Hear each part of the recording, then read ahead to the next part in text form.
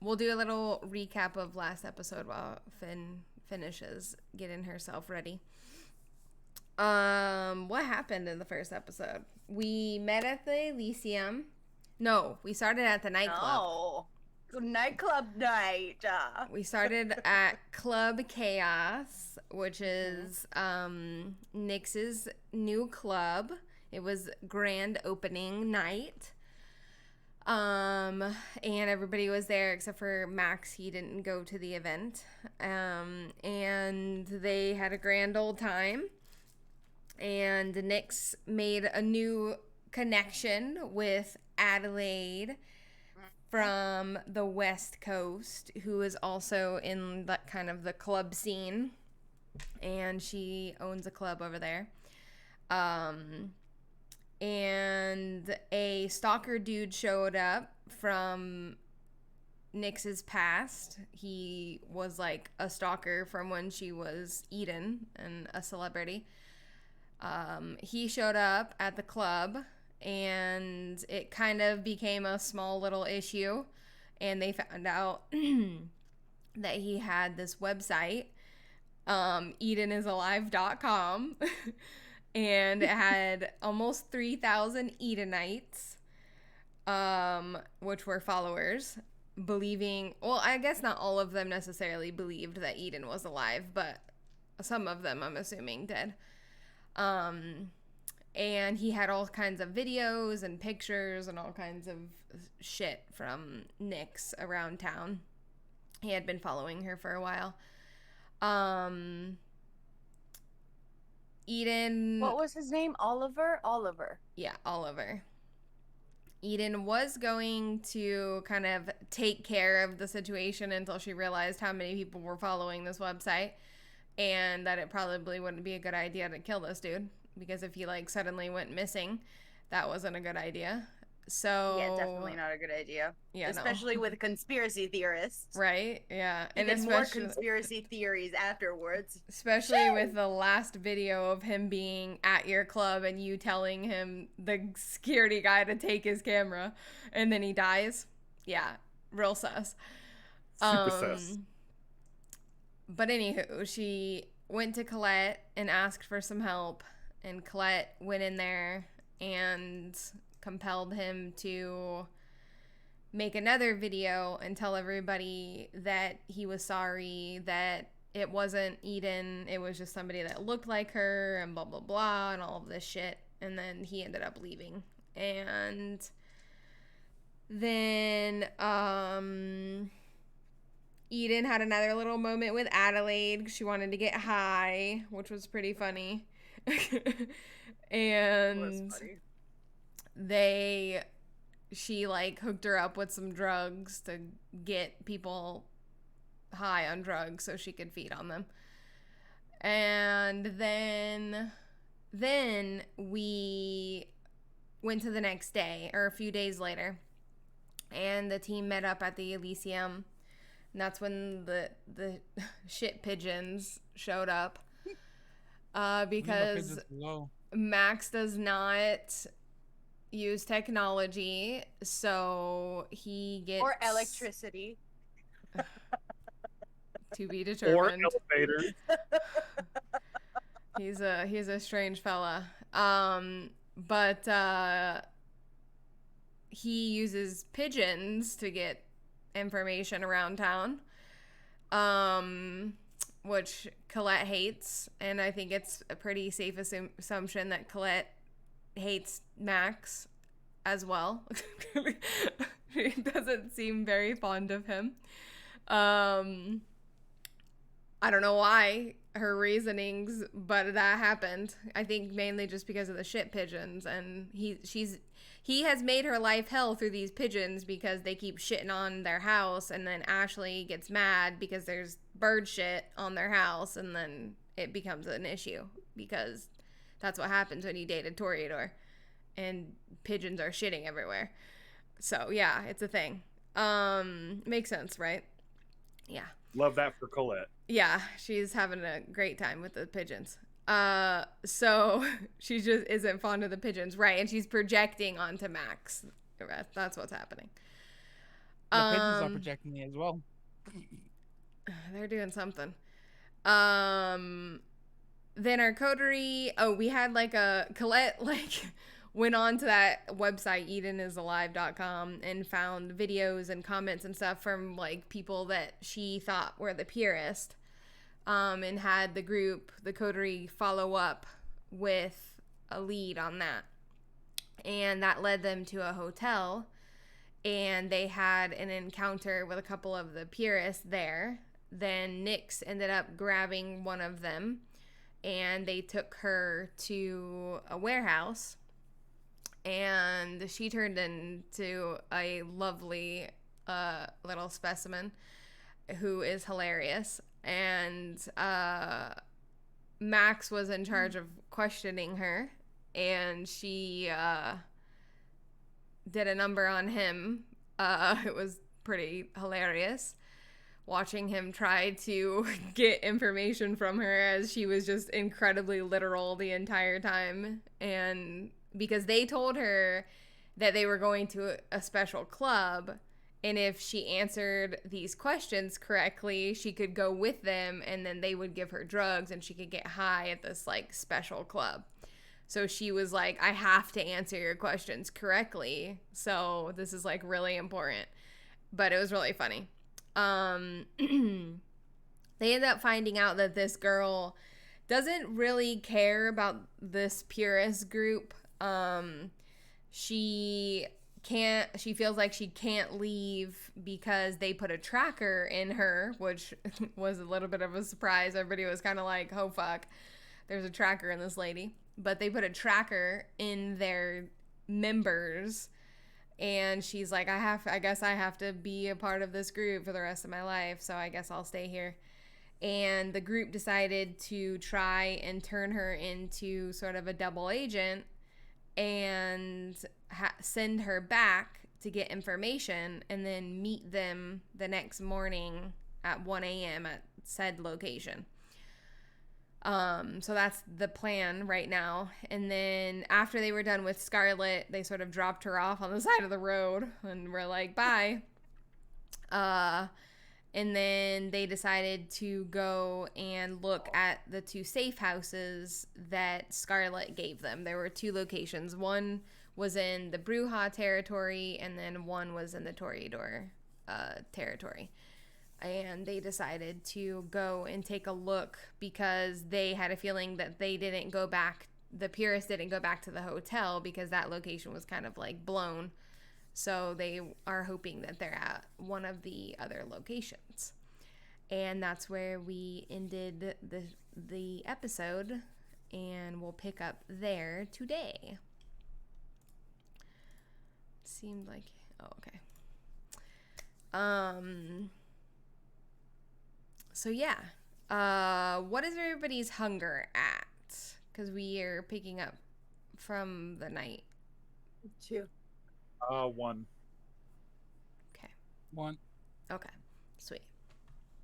Okay. So which location are you guys going to first? The Bruja or the Toreador? I think we decided on the Bruja one. Okay. If I remember. I don't remember. Okay. I think it was a Bruja one. Okay, so you guys begin driving toward the Bruja territory, which, if you guys are Ventru, it's not super far away. It's probably like 15-ish minute drive to this house. And do you do your typical kind of park a little bit away and scout deal? Okay. Yes, so you guys 100%. get there, and you can see the house. It is like most of the other houses in this area. It's like a little farmhouse, and it's got like a small little shed in the backyard. All of the lights are off, and there are no vehicles in the driveway. Sparta will look at Max and Nyx and say, let me scout the area real quick in my cat form and make sure there's no traps or if I anything or any smells or anything like that. And I will shift into my cat form and kind of go around the perimeter and stealthily try to get close and see if I notice anything inside or hear any noises. Okay. Is there a rouse check for that? I think there For is. what? It's level there? 3, right? I don't know. Yeah, it is level 3. I mean, I can do a rouse there is check. a rouse check. So go ahead and do a rouse check. Pass. Okay, cool. Okay, so you're walking around the house and doing what you said? Your push to talk isn't on. I'm gonna walk around the perimeter, make sure there's like no traps, see if I can hear anything, and kind of slowly make my way towards the house to see if I hear anything. Okay. You don't hear anything other than like typical things. You can hear like cars passing in the distance, stuff like that. There's nothing on this actual property that you're picking up on though. Oh, I don't have your character sheets up. That's what I'm missing. Hold on just a second.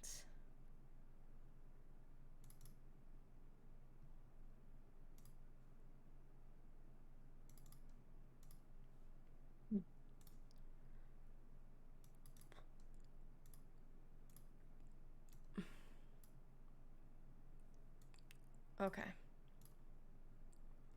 But yeah, you don't pick up anything. And scent wise, you don't. There's nothing distinguishing, sticking out. Okay, then I'll go back to the group and change back and just say I don't detect anybody. It doesn't appear like they're here, but maybe we should check inside. Sure. I mean, I don't remember if I had heightened senses on. I think I did, but I can like activate it again officially for Yeah. this scene. Just in case, like I don't know, like who shit, we saw everything, so Wait, I don't know heightened what kind of senses? fucking no heightened Since the senses. unseen. Sorry. Yes. Okay, I was gonna I say. played the I don't fucking blood remember. hunt yesterday, and Yeah. like it's heightened senses that you have to press on the things. Sorry, brain is not working yet. I need to get my coffee in right now. Yeah, we'll But yeah, just say that sense the it's unseen. activated. Yeah, That one. I'm pretty sure you did, but it's all good. There's no check for it anyway. So, all right. So, are you going inside or attempting to? Sparta will say we should probably be careful. We know they like to trap things. Mm-hmm. That is true. I am going to grab my stuff, like my knives and stuff in the car in the duffel bag and get geared up just in case.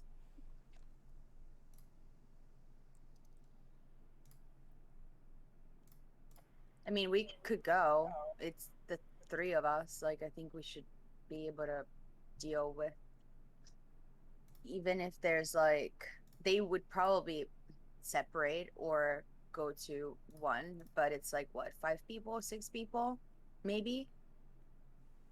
We should be able True. to do it. We just need to avoid the fire bullets. And the fire bombs if they have the place trapped. True. Maybe we should try a window.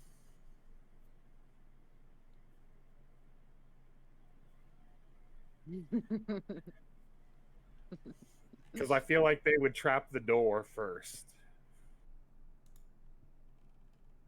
But what if they're smarter than that?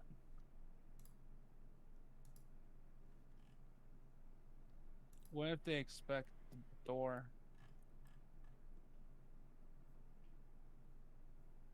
Oh my god. you just Sparta, did you just say that like you didn't pick anything up, really? Yeah, I didn't catch any sense. I couldn't hear anything.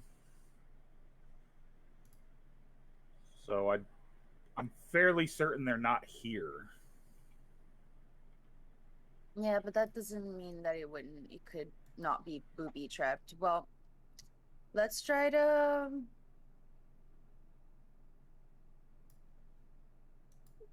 yeah, let's try a window. Why not? Are they gonna booby trap all the windows? I don't think so. They probably are gonna booby trap all the doors though. Yeah, that's what I'm thinking as well. How What? big is this house, Jenna? It's not that big. It's just a small little one-story farmhouse. The one story? Mm-hmm. Let me go first just in case it is trapped. And I'm going to activate toughness and resilience and walk up to the window. I passed the rouse check for resilience, I think is the one that has the rouse check. Toughness. Tough. Alrighty. And I'll try to open the window. All right. It slides open with no problem. Perfect. I will stick my head in and kind of look around to see if there's any like wires or anything that looks like it might be like just to investigate to see if there's any traps. Not on this particular window. You're not seeing anything.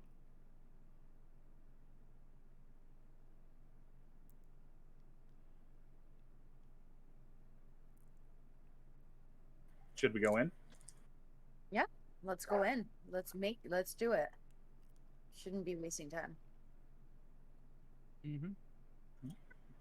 Sparta climbs in through the window. Yeah, I'm gonna parkour the fuck out of inside the window, just to prove a point because now I can parkour. Parkour. I'm not gonna do it. I'm gonna like whisper it. I'm gonna be like It's a lot of work to just get through window, but okay. If the kids like this stuff, he's Is gonna this make a himself. single story? Yeah. It's like a 3-bedroom, first like 1-story farmhouse, and there's a porch that wraps halfway around the outside, kind of similar to Ronaldo's, except Ronaldo's is a 2-story. mm-hmm.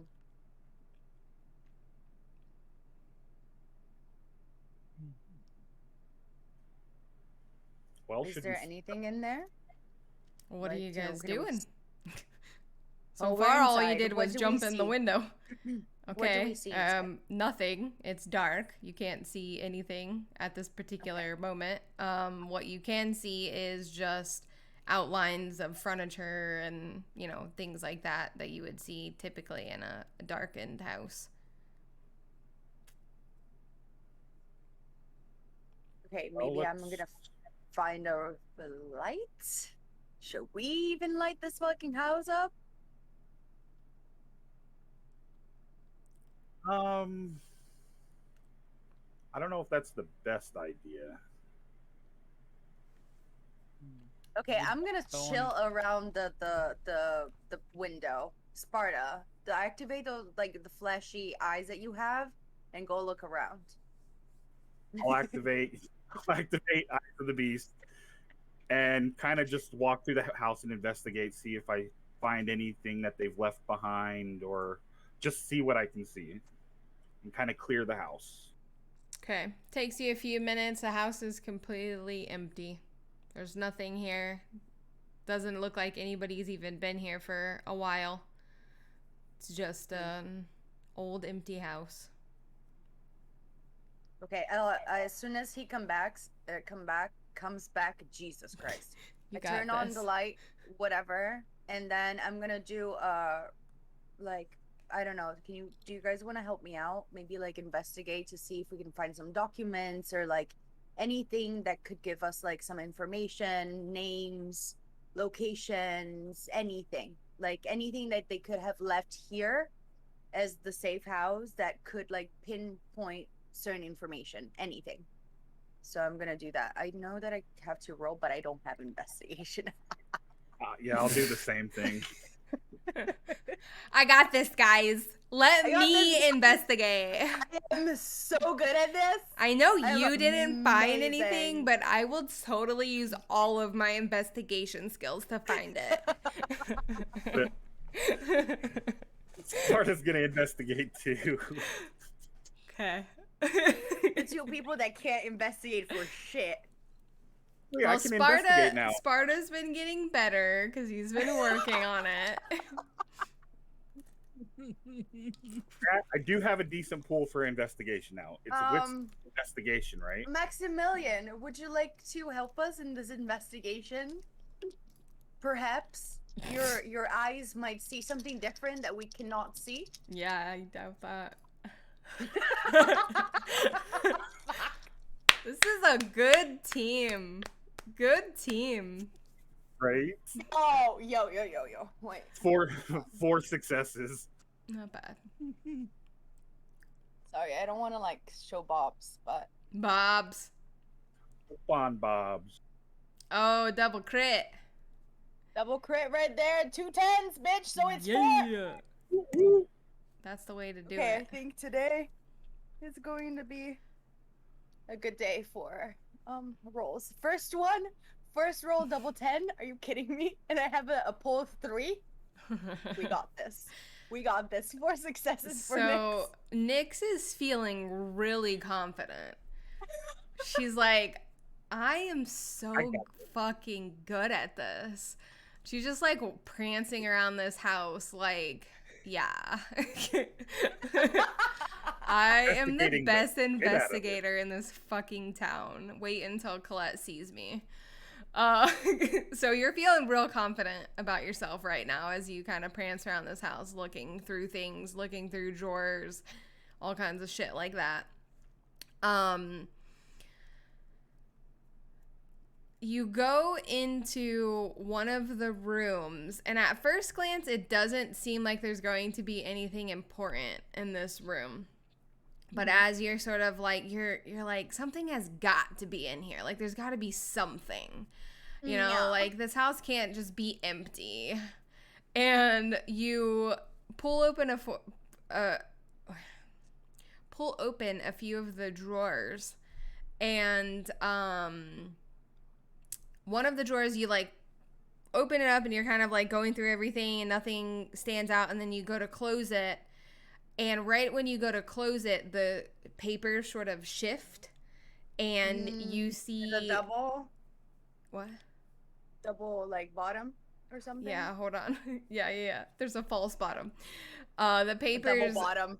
Yeah. There's a double bottom in the drawer. The papers shift. She got real excited. And you see underneath one of the papers on like the bottom of the shelf, there is a little symbol, and it looks like it can, like, there's a little latch that you can like put your finger under.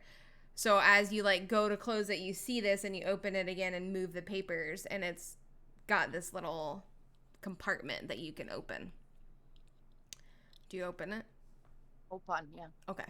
You open it up, and inside of there, there are several like folders with, well, you'll have to take them out to see what's inside of it. But there's, all you can see when you look in is just like folders and paperwork and shit. Okay. Yeah, I'm gonna grab all of that. All right. So, when you kind of pull everything out and lay it on the desk to start looking at it, you can see there are 4 envelopes, or 4 like little things, whatever, I don't know, fucking folder things. And as you start to like open it, you can see that these are some sort of like profiles. And the first one that you open, you see Sparta. There's a picture of Sparta on the first page, kind of like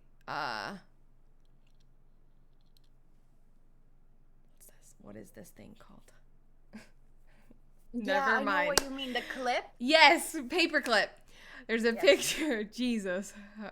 We got this, guys. We got We this. got We're this. professional. We've been doing this for a we- long time. Totally know what we're doing. We're professionals. We're I professionals am here. real good at English. I'm so good at it, I teach it. That's how good I am at it. Okay, paperclip. And as you start like flipping through, there's like all kinds of different things. There's like notes and like sightings where it's like this individual has been seen at this location with these people, blah, blah, blah, blah, blah.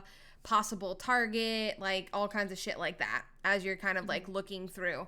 And there is a folder for Sparta, there's a folder for you, there's a folder for Colette, and there's a folder for Alejandro.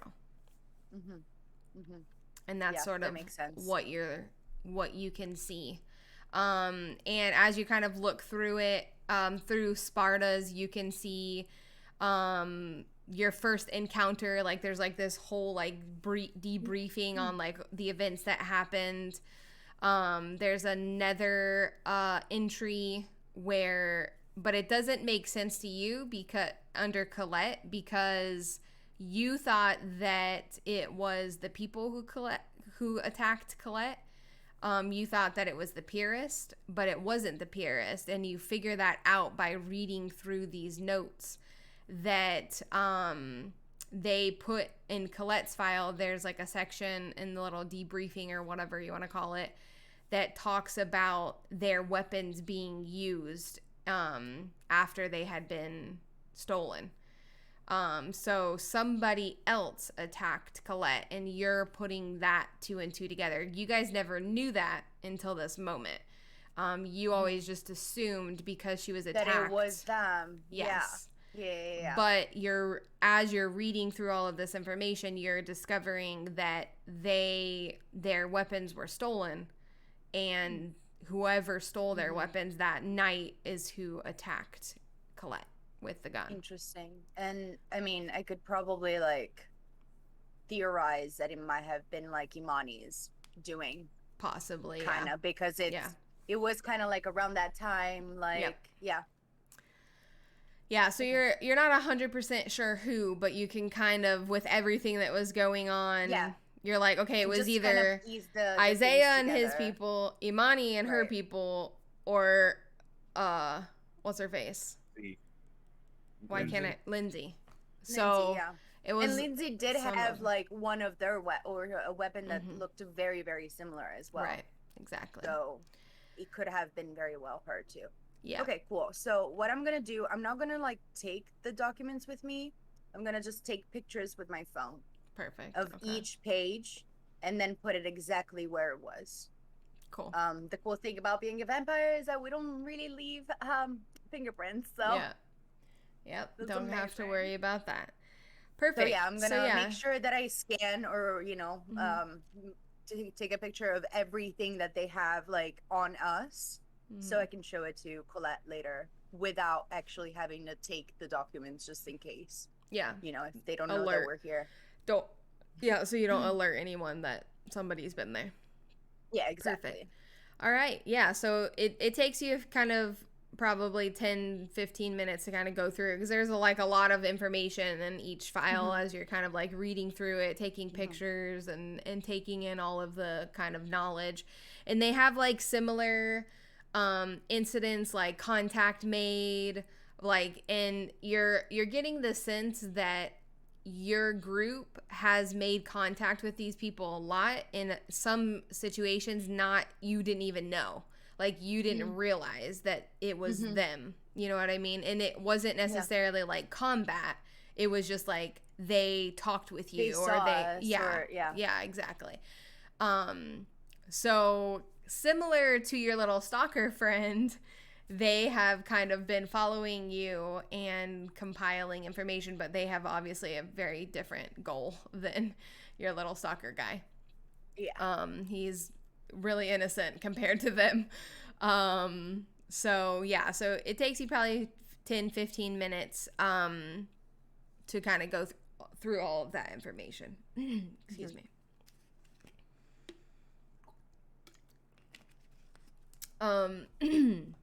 The other two of you, all of the rooms that you guys are kind of looking through and trying to find information, you don't find anything.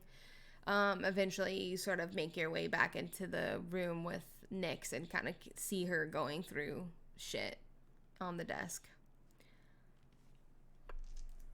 Would you find Nyx? I found some files on us, me, you, Colette, Alejandro. There's a little bit of everything, like when they made contact with us, like where they saw us, like the information that they gathered about us, where we're at and stuff like that. I'm just taking pictures so I can show to Colette and we can, leave these here. Like it's never been touched before. We've never been here, Yeah. Looks like they've been following us for a while. Yeah, and there's like a lot.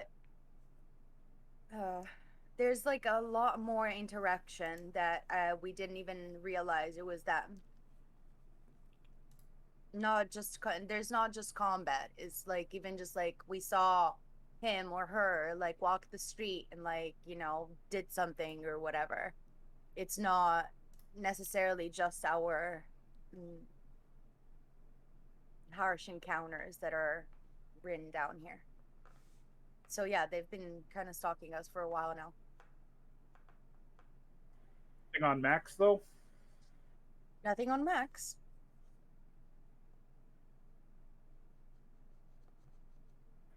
Well, that's good at least.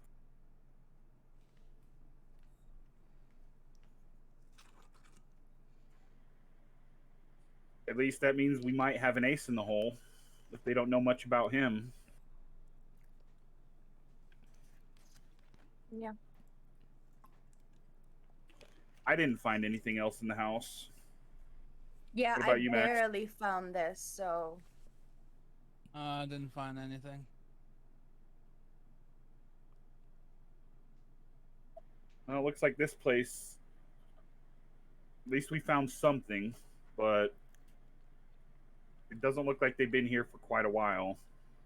Yeah, it doesn't look like they place. have been here. I mean, they could always come back to this place. We could check it out another night, or like tell the location, and maybe have her send somebody like tomorrow night if we can't. Yes. But at this point, let's just go check out the safe house in the Toreador area. I'll call Colette and let her know. Okay. I'm about to be done like taking pictures of this anyway, so I'll be out in a second. Sparta will crawl through the window again and take out his phone and actually call Colette instead of texting. Wow, he's learning. Okay, so he calls. Hello? So we didn't find anybody here, but Nyx found a bunch of documents and she took pictures of it. She's going to leave them here so it doesn't look like we were ever here. Where's here? And we'll show you those Where later. We are in the Bruja sector at a farmhouse. Ah, okay. Got it. He'll give her the address. Okay. Sounds good. We were thinking maybe have it watched, and we'll head over to the next location. Okay. I mean, I'm at home. I thought you guys were going home. Okay. Sounds good. You guys have a good night. If anything else happens, let me know. Will do. All right. Bye. She hangs up. No, Colette, we're fast and efficient. We're going now. It's like, there's no cool story, bro. Like, I'm at home chilling. Like, you're interrupting my movie. Deal with this right now. Like, I'm off for the night. I don't want to deal with this right now. Listen, I'm the sheriff now. I make my own fucking schedule. Alrighty. So you guys leave this location and head to the next. Mm-hmm. Alrighty. It takes you probably from where you are probably another 15, 20-ish minutes to drive across town and find the second location. This location is in the like historical district. It's actually just a few blocks away from Ashley and Penelope's house. It is equally as beautiful as like all of the houses in your area in this area. Um, Really beautiful old sort of like Victorian style house. Looks to be probably 2 to 3 stories at least from the outside of what you can tell. It doesn't have like quite as much property as like Ashley and Penelope's. It's like sandwiched in between two other houses. So there's not a whole lot of like property and space around it. Um, and again, there are no cars around like that you can identify as like Purist vehicles. And all of the lights inside are off.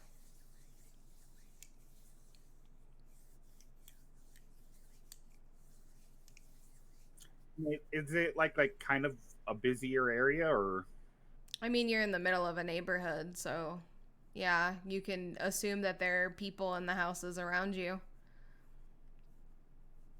There are houses on like both sides of the street, lining the street. This particular area is like where Ashley and Penelope are. They have a big property, so there's not as many houses like right up next to theirs. But on this particular street, there are like houses like lined up down the road.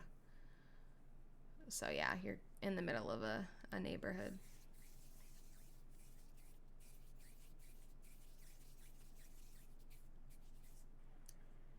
how do you guys want to go about this? Maybe go around the back. Same thing. Try a window. I don't know if turning into a cat here in this neighborhood is the best idea. I mean, definitely.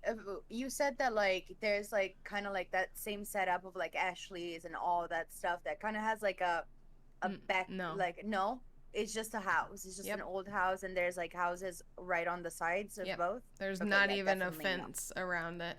No. It's all Yeah, open. definitely not. Like, yeah, I don't think a panther in the middle of like this neighborhood would be the best, definitely. Mm, Hmm. I think our best option is just to go around back and try a window. yeah, I mean, I'm sure. I mean, they do not have information about Max. I mean, even though they did see us in the other At the location at hotel. the hotel. Maybe Max could like try to the door again, and maybe we can try to sneak from the back. Not a bad way to go. What do you think, Max? I mean, she's not wrong. They don't have that much information on me, so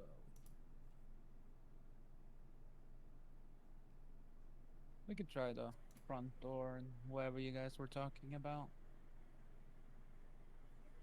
I mean, you have that very convenient thing where you can look at them and just be like, stand still, and they'll Sure. just stand still. That, that is true.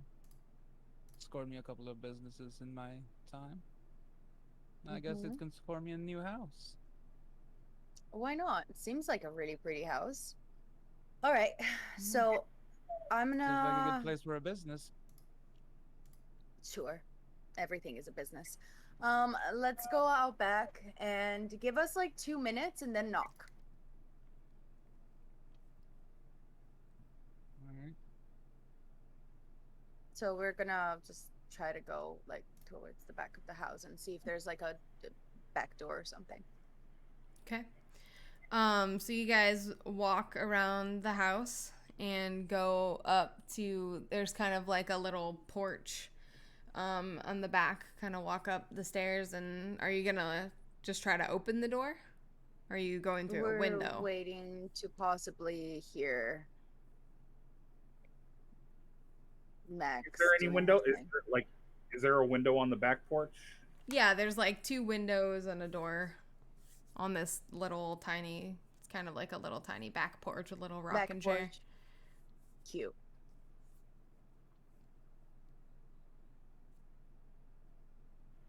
Sparta will wait. I'll kind of try to carefully peek through the window while we wait for Max to knock. Max is gonna move towards the door and knock twice. Okay, how are you signaling to them? This is a huge house. They're not gonna hear you knock on the front door from the back door. I mean, you guys have good hearing, but you don't have, unless you're banging on the door, then you're probably not going to hear it from the distance. Oh, I just said like a few minutes. Okay. I was going to just like use time as like an indicator Okay. because we can't really. So you knock on the door? Mhm. There's no answer. Hmm.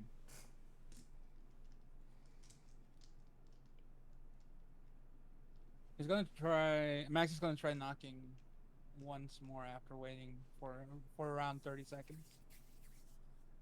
Okay. Again, no answer. Yeah, after a few minutes, I guess like we're going to try the windows. I'm gonna try one. Yeah. Just do exactly the same thing, like literally lift it and see if it's open. Okay, so you guys are kind of like fiddling with the windows, trying to see if they'll open. These ones don't open, so you're just kind of tugging on it for a couple of seconds. As you're tugging on the windows, the door to the house beside you, back door, opens, and a little dog kind of runs out, and a guy walks out onto the porch and looks over at you guys and kind of stares at you for a second as you're like mid and he's like, "Can I help you?" Activate all immediately. Hi, sir. I am so sorry. I was looking for my extra keys, but I do not remember where the hell my uncle put him. And I'm just visiting. I just came through the city. I just arrived tonight, and I was just trying to get in the house, and I don't What's remember your uncle's where. name? Why would you ask me that? Why wouldn't I? I mean, it seems a little personal, right? You are tugging on the windows of my neighbor's house, and you don't think it's inclined I ask what your uncle's name is? I mean, His name's So- Charlie. It's not like it matters. We just got locked out. He's gonna whistle to his dog, and the dog's gonna kind of like run up the porch, and he's just gonna turn and go in his house. so Awe didn't work at all on him?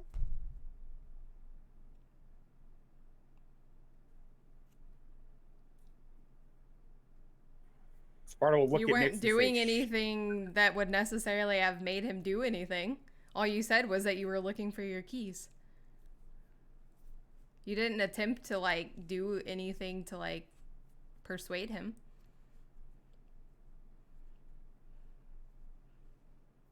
Well, I think we should get out of here. What do you think? I agree. I had hoped. Scarlett said that Charlie was one of the leaders, so. But if he's calling, we definitely need to get out of here. Mm-hmm. I'm gonna go back to the front and be like, Max, it's Front. time to go to the car. Max is just Oh, kind of standing on yeah. the front porch after like knocking a few times. Okay. We might come back another time in this area. Maybe meet the neighbor first, because he seems to be very interested regarding this neighbor. He might know some information. That's True. perfectly fine. Well, All right. we don't have any other leads. About what time is it? It's Probably late, probably, actually. yeah, it's like pushing like 4-ish, maybe even a little bit later. Mm-hmm. Yeah, no, let's go. I'll It's bring you pretty back to late the in the night. Elysium. And so I can go get back my Porsche at the Elysium. Very well. Nix, could you transcribe what you found at the other house into pen and paper, please? I mean, you obviously know that I do not use this, I can whatever print you it out for call you. them. I guess that's what. Do what now? I'll just print it out for you. It's just a printer.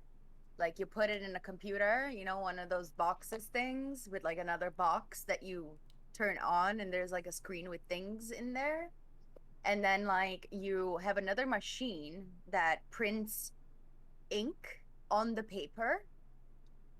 And it's really easy. It's super fast. I don't need to transcribe it because like who's paying me for that? Are you going to pay me for that? That sounds like a lot of work. These are I a lot of mean, I have the pages. money. Obviously, like we're moving towards the car, by the way. We're not just standing in Yeah, yeah, in front of the house. We're trying to get the fuck out of there.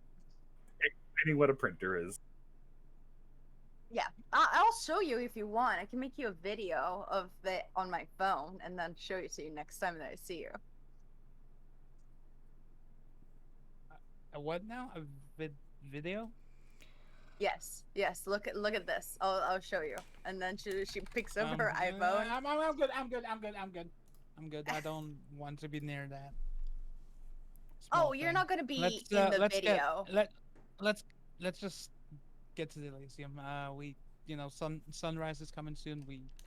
We need to go. I still need to walk back home to my own place. What do you And we mean, cannot Max? I can drop you off. I already told you 1,000 times I can drop you off. Do you want me to drop you off before we go to the Elysium? It's been 2 years. Yeah, sure. It's not like we don't know where you live. that sounded like. Never mind. It's like we Let's know where just you live. We'll kill you. Sounds a little let's sus. just go. You, you guys sounded a little bit in a hurry, so let's go before sunrise because I don't particularly Yeah, feel I'll like just burning drop you today. off, Max, and then I'll go and drop us off at the Elysium, pick up my car, say hi to Roman, and then like go home. Ah, yes. So I'm gonna have to talk to Roman tomorrow. You're talking to Roman too? Oh, I'm jealous. Well, of course. I'm opening up a new business, and he's giving me a couple of ideas. Interesting. Okay, well, she goes in the car. We start driving towards, I guess, the Ventru area and drop off Max. Oh, by the way, Max, I've been meaning to ask, does that weird staring thing you do, does that work on your pigeons?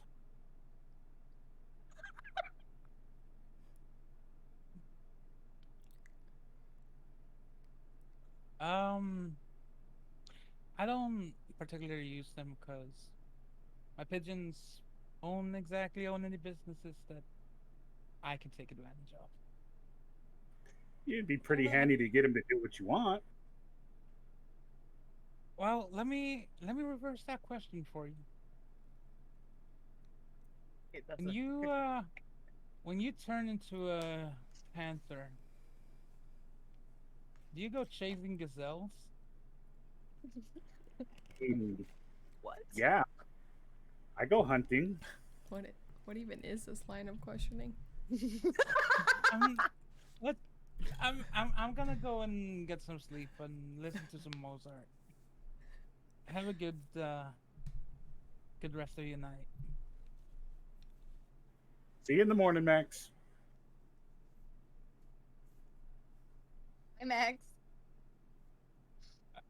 I am Au revoir. confusion.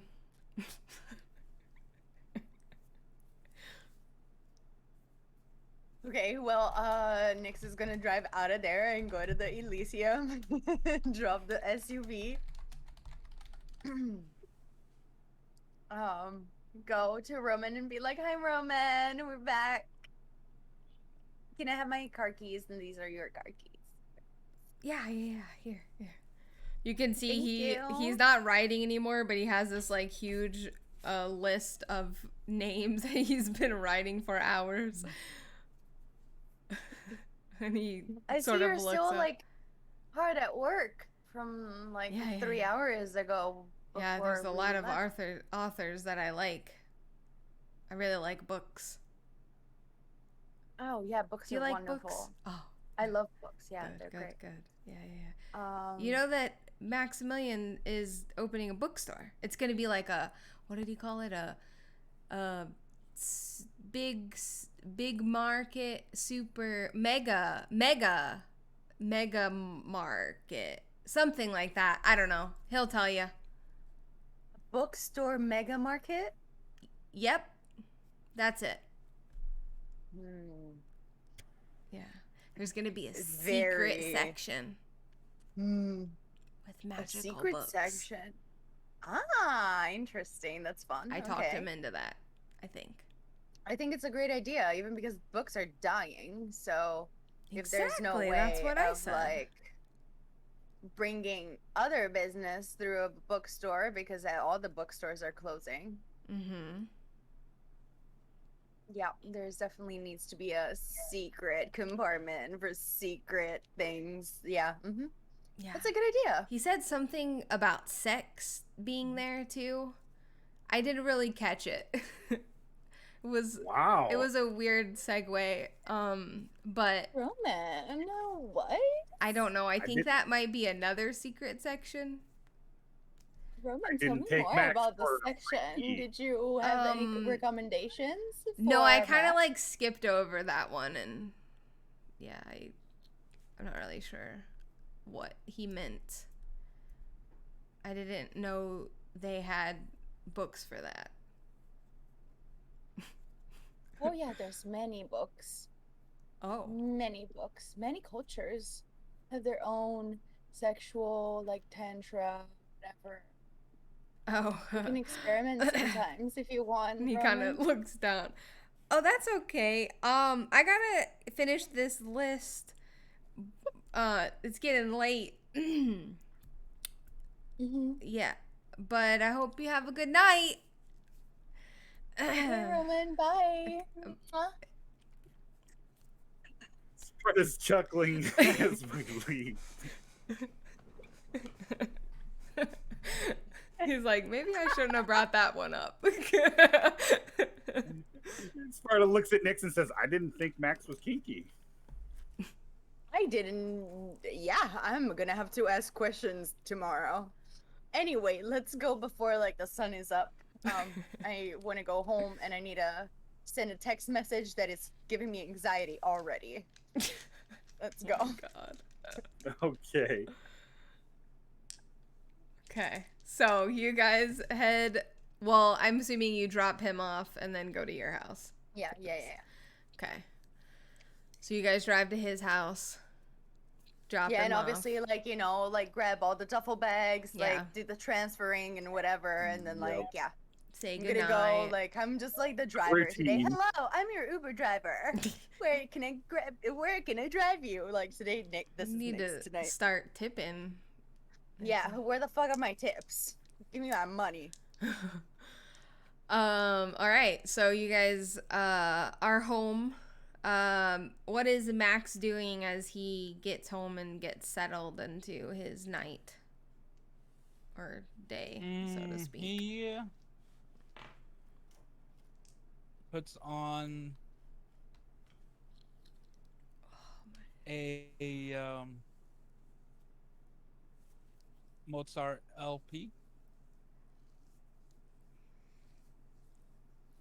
and he sits in his chair, and he just says to himself,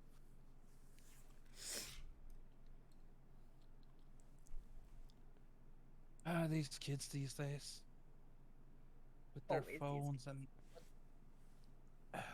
what is a video? Beats me. I'm gonna relax, and then I'm gonna go and get a good night's sleep. Alrighty. What about you, Sparta? Sparta is going to plop down on one of the couches and go online and kind of look up shops in the area that he's going to stop at the following night. Cool. And then once the sun comes up, he's going to go to sleep. Yeah. As he's like in the middle of a search. No, I'm just kidding. Okay. What about Nyx? How does she end her night? Well, Nyx is going to go and do her usual thing.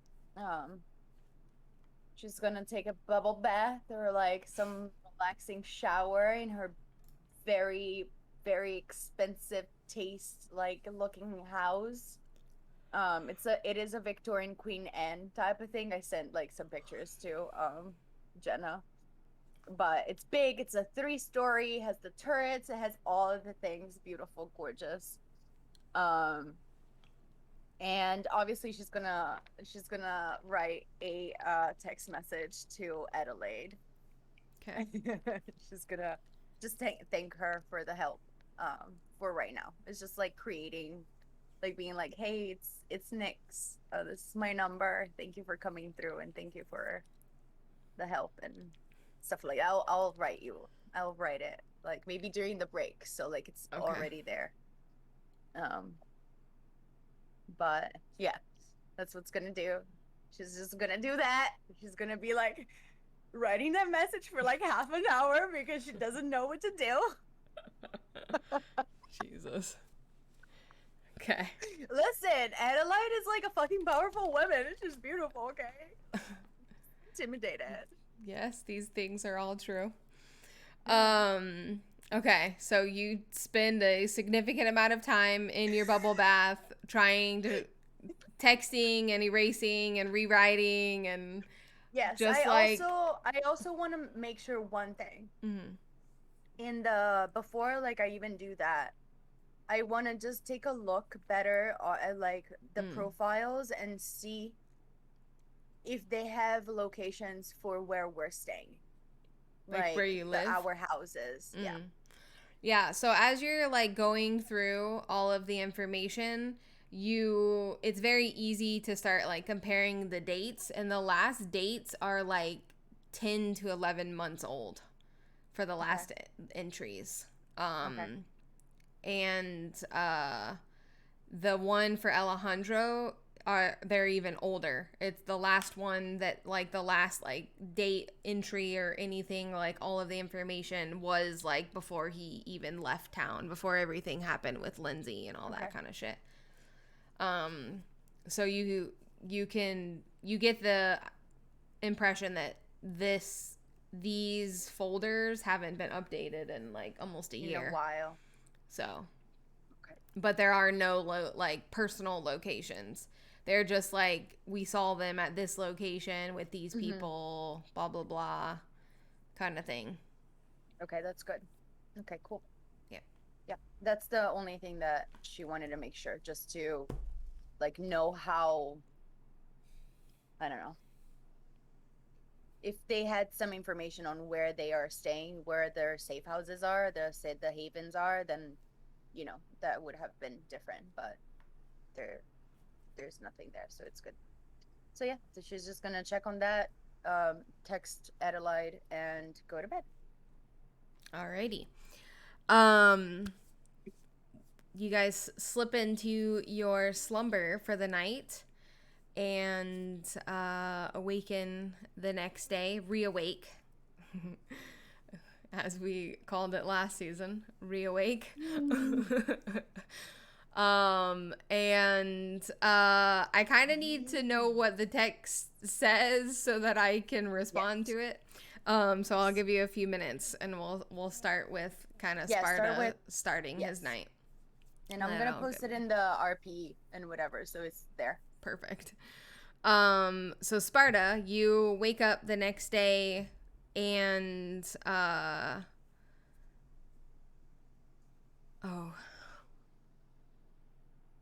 okay.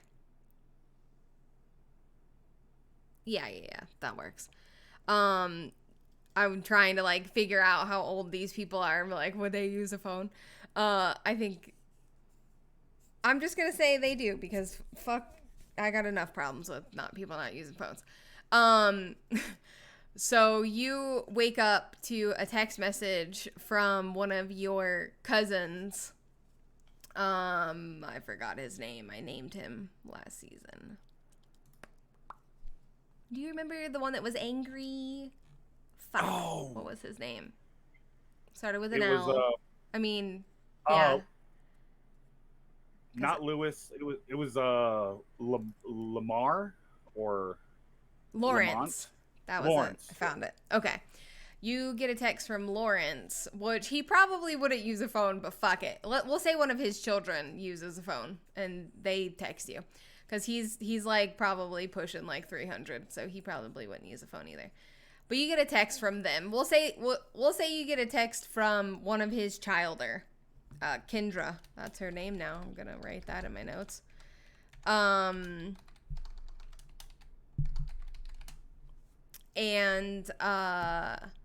it says, I should have thought about this more. Hey, can you meet us at Leo's tonight? We want to discuss something with you.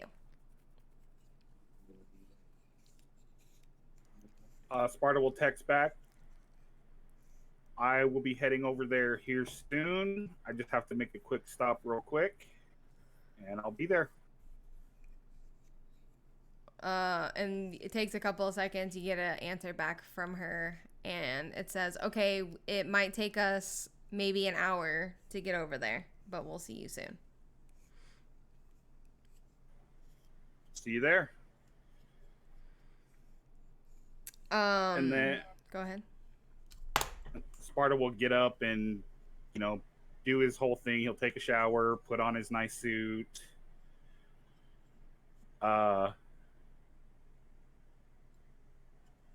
This time he would keep extra suits at Leo, so he's not going to take it. But because he's out in the Bruja section, it's kind of like a country area.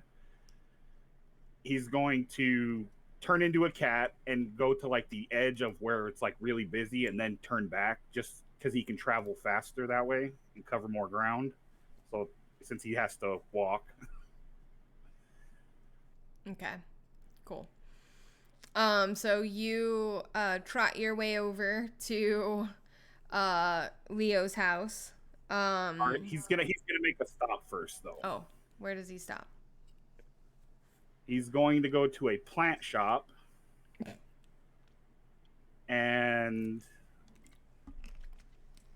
go up to the cashier and say, "Hi, I am looking for some tiger lily seeds."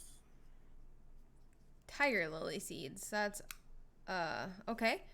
The little cashier lady kind of like looks quickly around the shop, and she's like, if you go right back over there, there's all sorts of seeds. There should be some over there. You should be able to find them. And there's like a whole like flower section with like seeds and vegetables and all kinds of shit. It takes you a couple of seconds, but you do end up finding them. And then he's just going to he's also going to grab like just a bouquet of fresh tiger lilies. Okay. Alrighty. And then he'll start make his way to Leo's. Okay, cool. So you've got your. I'm assuming you're not in cat form at this point, because. No, at the edge of at the edge of the city, he would have turned back. Okay. No, I mean like running from there, like hold him in your mouth. Yeah, he'll walk there. Okay. Okay, so you arrive to the house, and there's a couple of cars in the driveway when you get there. And they're cars that you recognize. You can see that a few of Leo's childer are here, and they're in town for some reason. And Kendra and a couple of the others are sitting out on the porch. And they sort of like look up and wave and say hello as you walk up to the porch. Hey, Kendra. Hey, everybody. What's going on? Oh, we, this is something that we do every year, but you've never been invited. And she's like trying to say it, but not sound mean. But I kind of talked them into inviting you this year. So, and like her siblings are kind of like sitting on the porch next to you, and they kind of look annoyed, like on their face, like you. So one thing with Sparta is a lot of Leo's childer and like family and stuff has sort of like kind of welcomed him in. But you know this just from like being a gang girl, that like typically a lot of gang girls just stay with their own pack. Like they don't really venture outside of that. And that can be isolated to just like your sire and your siblings, so to speak. You know what I mean? And obviously Leo has done like a really good job with his childer and their childer, and like creating this like super big family dynamic because there's so many of them. But it is still sort of, he's some of them make him feel like an outsider, even though Pierre was Leo's brother. And like everybody knows that, and everybody knows that like they were like blood brothers, like they were related, actual flesh and blood related, and like they know that, but they still don't see you as like one of them, so to speak. So there are a handful of them that sort of look at you that way, and they're like, you don't really belong here. Like, you're Pierre's pack. We're not Pierre's pack. We're Leo's pack. You know what I mean? So they have sort of that attitude. Obviously, not all of them look at him that way, and it's gotten better over time because it's been 2 years, obviously. And they've kind of realized, okay, this guy's not going anywhere, and Leo likes him, and Lizzie likes him, so I guess, you know. And Lawrence was actually like one of the last people to sort of like welcome you himself, because you remember Lawrence was like kind of really hostile and weird, and he didn't really like trust anybody and stuff like that. But just like recently, he himself has been like, okay, like, you know, maybe I should. So I'm gonna do a change of clothes. Okay, go for it. So even Lawrence is kind of like, okay, I guess like we should start kind of accepting this guy. He's not going anywhere. Yeah, exactly. So anyway, so Kendra kind of says that, and then just kind of like looks at you awkwardly, like she's excited, but because she likes you. She's like one of the people that has like always welcomed you from the beginning, but like her siblings and stuff, they're all kind of like, kind of rolling their eyes like, this is stupid. And that's the first thing you're told when you kind of walk up onto the porch. Sparta will smile and say, well, now I'm curious. Can't wait to see what it is. Yeah. Everybody's sort of like getting ready. but you'll see in a few minutes. I think we'll probably be starting in like 10-15 minutes. Great. Is Lizzie inside? No, she's getting things ready. They're like acting really weird. Like they don't, it's like some sort of surprise that they like don't want to tell you about. But you're just kind of like, okay. And as you kind of look around, you realize that the only people that you're seeing are like the grandchilder. Like you don't see any of Leo's childer around, but you see like several of their little like packs of children, so to speak. All right. Sparta will go inside and go to the kitchen and get like a vase fill it with water and put the lilies in it and like put them on the table. Okay. And he'll just keep the seeds in his pocket for now. Okay. After like 10 minutes or so, you hear like a couple of whistles from the woods, and Kendra kind of like hops up and she's like, oh, it's time, like let's go. And you guys all start sort of walking into the woods, and you walk up to that same spot where you had Lev's memorial. And as you get closer, obviously, like you have like the little lights that are set up and whatever. And as you get closer, you can see Leo and all of his childer are sort of like sitting in their spots and stuff, but they're all dressed up and they all have some sort of like head covering type things, and just the way that they are dressed, like you're not really sure, you've never seen this type of attire, and you're not really sure what it is for, and they're all sort of like sitting there around where the little stumps are and everything. Everyone sort of like funnels in and sits down, and excuse me. After a couple of minutes, Lawrence stands up and begins to speak, and he begins to explain that hold on.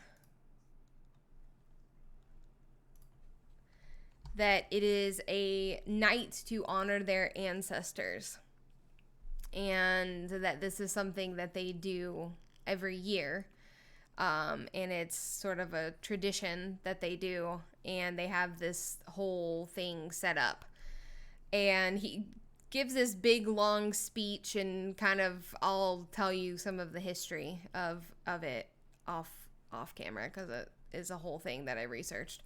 But basically, he begins to go into the ancestors that you guys honor every year, and that your family honors, and that all of the fallen as well are honored. And obviously he's referring to people like Lev, who obviously died a few years ago. And then he sort of does this whole thing, and a couple of the other childer will stand up and do their whole thing. It's like this whole big production thing, as you're sort of like watching and kind of like, wow, this is cool. Like, this is something that he's never been allowed to be a part of, because he isn't technically like in their family. And he's sort of like, he gives a lot of history of Pierre and Leo's family history and like different things like that, and he goes through this whole spiel. And then at the end of it, they do something similar to what they did during Lev's funeral, and they all shapeshift into wolves, the ones that can, and they're going to go for like basically a family run in honor of their ancestors. So do you join them as a panther? Yes, I do. Okay. So you shapeshift along with them and kind of you stick out like a sore thumb because all of Leo and his childer and their childer all are wolves. So there's all different shapes and sizes of wolves and colors and all kinds of stuff. It's actually kind of cool to like see them all when they're in their shapeshift forms. And Leo, he always sticks out because he's the biggest. You can always like tell who he is. He's the largest out of all of them. And they all just kind of begin running and taking this little route through the woods. The ones that don't shapeshift go back to the house because they're like, okay, we can't partake in this part of it. Which there are only a handful because most of them are old enough to have learned by now. But there are like a handful of them that don't have that ability yet. So they sort of go back to the house. And for about an hour, you guys run all through the woods and go through this whole little route and everything. And as you're running, you are noticing that there are markings on the trees. And there is some sort of strange like language on certain trees, and you, as you're running along, you can like put two and two together that this is like an actual like what's the word I'm looking for, path or whatever, you know what I mean, like it's intentional of where they're going. And like the trees that have the markings on them are decorated in like similar stuff that looked like the sort of head dressings and garments and stuff that they were wearing. So they've like gone around to these little checkpoints and like decorated these things. And this is sort of just the experience that you have with your family, and you run all through the woods and like see all these different things. And like I said, there's a lot of history and family shit that I will send you that I sort of just made up about Leo. You're welcome. And so yeah, you go on this little ancestor memorial adventure with your family. And then you make it back to the house and everybody sort of like foop, foop, foop, transforms back into themselves. And now you're just at the house with everyone chilling. Sparta's got a big old grin on his face because he's like, yes, I got included. I got included. They love me. Lizzie is gonna, after she kind of like shapeshifts back, she's gonna walk over to you and be like, how did you like that? That, I know it's kind of a lot to experience all at once. Lizzie, that was amazing. I'm so glad I got to be a part of it. Yeah, you looked a little funny kind of running along with us as a cat, but hey, it's fine. Either way, I'm glad you guys let me do it. Yeah, of course. But I actually have something for you. I know purple's your favorite color and lilies are your favorite.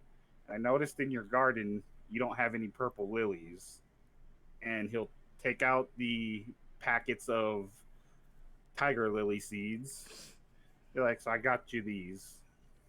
Oh, and she'll take it. She'll be like, You'll hand oh, them shucks. And she's going to like punch you on the shoulder.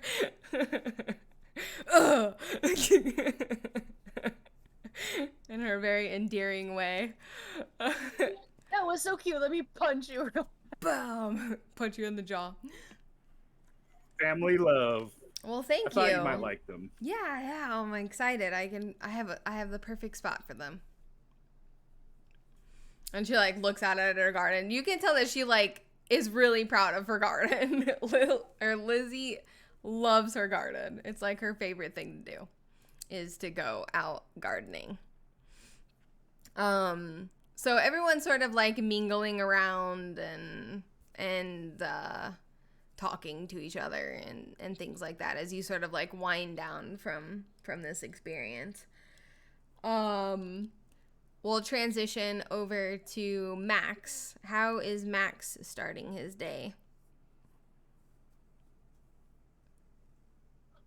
He starts his day by getting dressed and walking outside to grab the newspaper. Walks back inside and puts some Wagner as they open the business pages to look at stocks.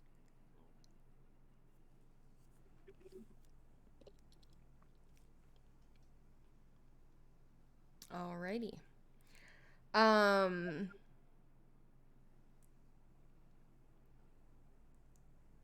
Okay.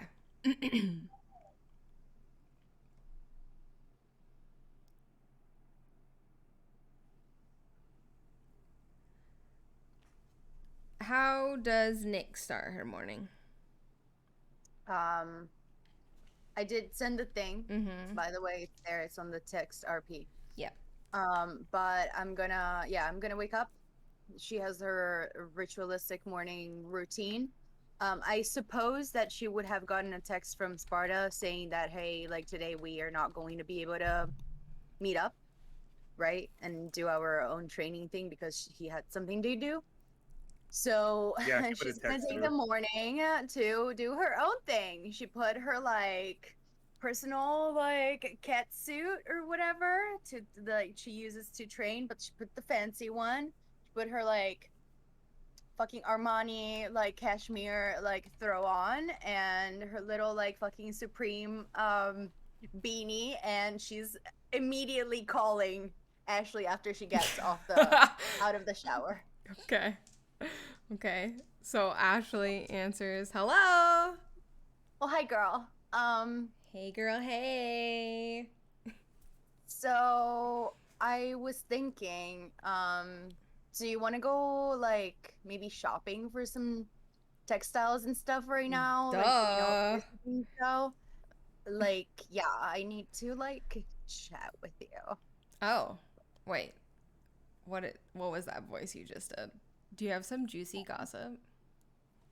I mean, no, not really yet. I mean, I don't know, Oh. maybe. Okay. What's happening? Okay. Yes, let's go shopping. Where should I meet you? Do you want me to pick you up with the Porsche? Yes. Okay, cool. I'll be there soon. Okay. Bye. Okay, bye. She puts down, grabs her bag. Oh Jesus, these two. Okay. So she heads to Ashley's. Yes. Okay. Give me just a second. Okay. Everybody done with break stuff? Mhm. We can hop back in. Ready to go. Okay. So, you drive over to Ashley's. Yes. About how long do you think it took you to wake up, get ready, call Ashley, and go to her house? I probably like called her once I was pretty much already like dressed up and like whatever, you know? So it probably would have taken me maybe another 15 minutes to gather like the last things, like put my makeup on and get out of the house after I called Ashley. I'd say maybe like an hour and a half in total Okay. to like possibly like get there, like since the moment I woke up. Okay. That's fair. All right. So as you're pulling into sort of the driveway of the house, is when your phone goes off and you get a text message from the number. Well, I'm assuming you would have saved it as Adelaide in your phone. And you get a text back. And when you pull into the driveway, there, Ashley is waiting. She's like been standing outside waiting for you. And she's like, and she comes running over to the car and like jumps in. She's like, "Hi." Hello. Okay. You said we're shopping for what? Textiles? Yes. I want to try to like make better suits. You know, like the one that I'm wearing today, but like I feel like I need a better stretchy and better resistant for like impact and stuff like that. I just want something better Got and I it. need to figure out what it is. All right, let's go. Mm-hmm. And one thing that you have learned about Ashley in the last 2 years is she doesn't know, she knows fashion as in where to buy good things. She knows nothing about how to make her clothes. Oh no, that's fine. That's But she's Nyx's. just like, yep, okay, whatever. Like shopping. That's all she heard was just shopping. And she's like, I mean, it's textiles. Textiles is everything. You can find anything. And like, you know, you never know. Like you can find some like cool stuff too. yeah.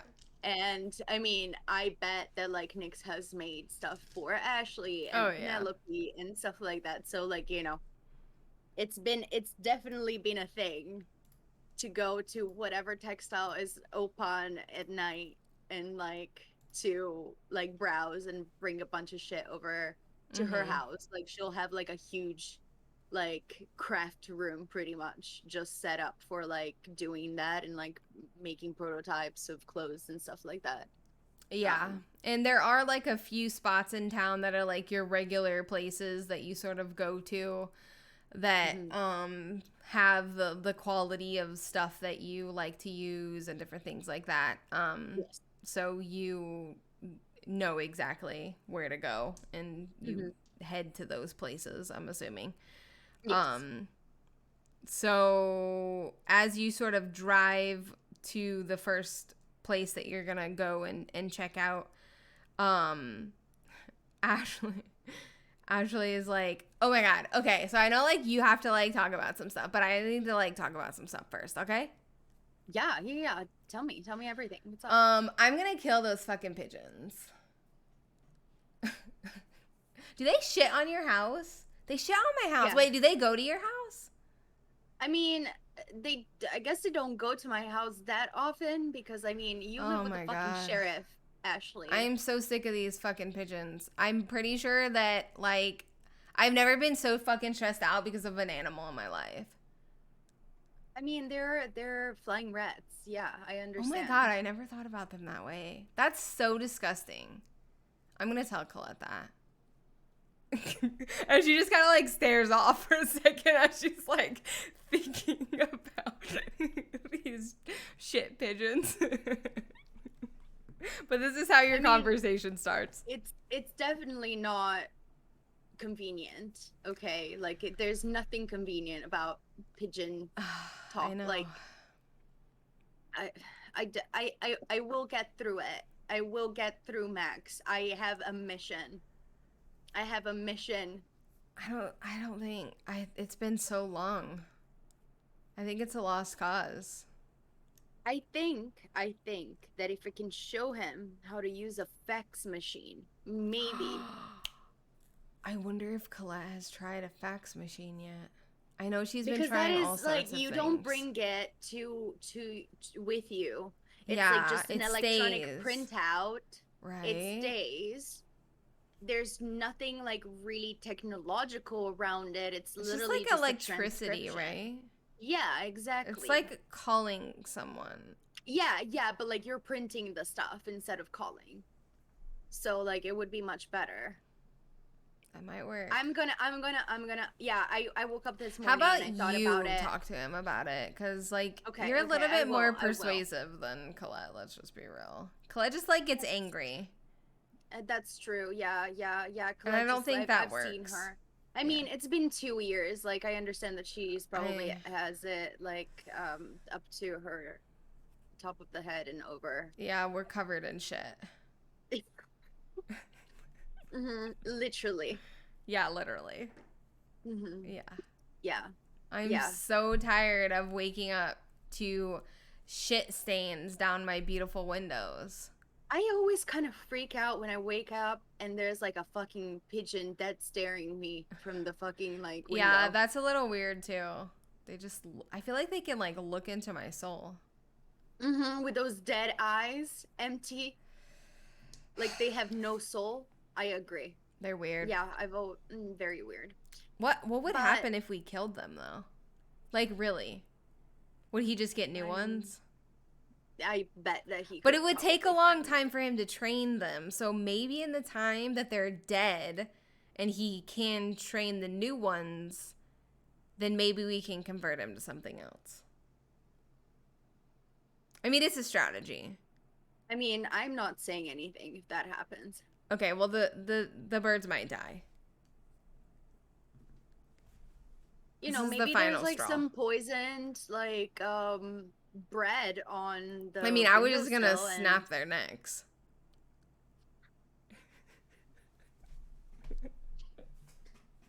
I mean, okay, that's very extreme, but yeah, sure. I mean, that is I a don't- way of dealing with it. They're just. But you really want to touch them? I mean, they can't be that dirty, right? They look clean. Besides the poop. I don't know. Maybe you're right. They probably are kind of gross. You did say they were like rats. Like, who knows where the hell they go between voyages, you know? I don't know. Well, you. Anyway, It's an adventure. I'm not gonna say anything. All I right, don't well, know anything. I have not heard anything about this. Don't know what anybody is talking about in case something Well. disappears. If the pigeons die, then And What a I will tragedy. try to find a fax machine and introduce it to Max and see yeah. if he You would think that vibes with that. he would have a fax machine considering he owns like 17 businesses. Yeah, I don't know how yesterday he asked me what a video was. What? How do you not know what a video is? I don't know. He's a very strange individual. Hmm. I mean, I feel like he's older than Catalina. And Catalina's fucking old. She knows more than him. It doesn't make sense. Hey, sometimes, you know, people get really stuck in their ways and never move forward. So maybe that is the case. God, that sounds terrible. I would never want to be. If I'm ever like that, like, just like knock me out and like literally knock some sense into me. Okay, yeah, please do this. Don't let me ever become like that. No, me neither. I don't want to be that. Like, if I ever get to the point where I'm asking people what simple, basic life necessities are, then I'm a goner.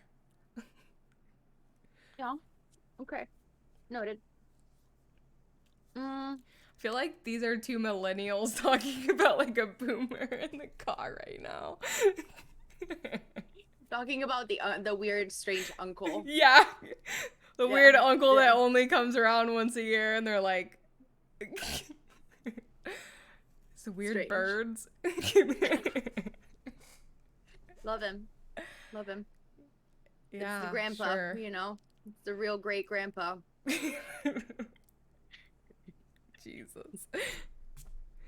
You guys are seeing where the hate from Colette is coming from. It's actually coming from Ashley. It's all Ashley. It's all Ashley just poisoning the mind. Yeah. Anyway, you said you had something you wanted to talk about. Well, like, I just wanted to know a little bit more about Adelaide. Like, who is she? Like, Oh, wait a minute. oh, what? You want to know more? Why do you want to know more?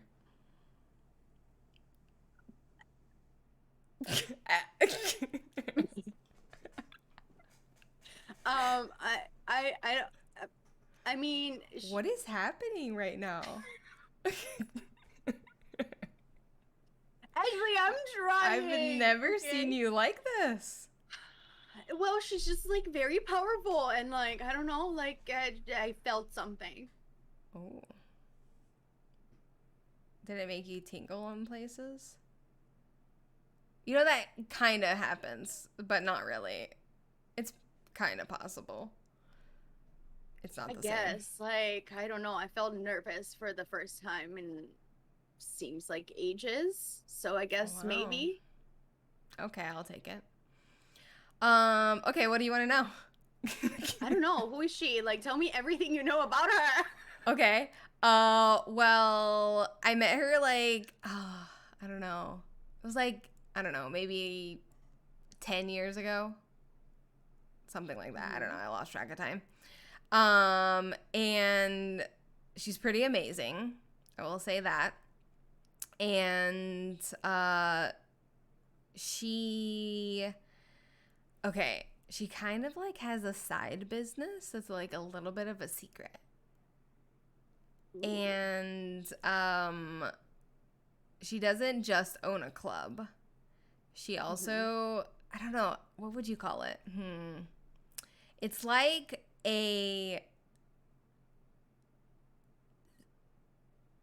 okay, if you need something handled, you call her. That's sort of like the situation. Okay. And I don't really know how to explain it. She collects all of these like weird artifacts and things, and she has like lots of shit that like old kindred care about, and she like trades them for certain things.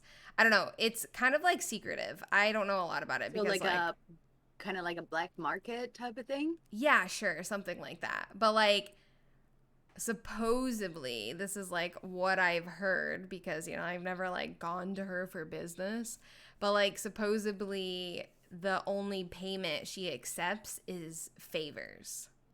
So that's what makes her so powerful, because she basically, a lot of people owe her things, and she can kind of like call on that favor at any time she wants.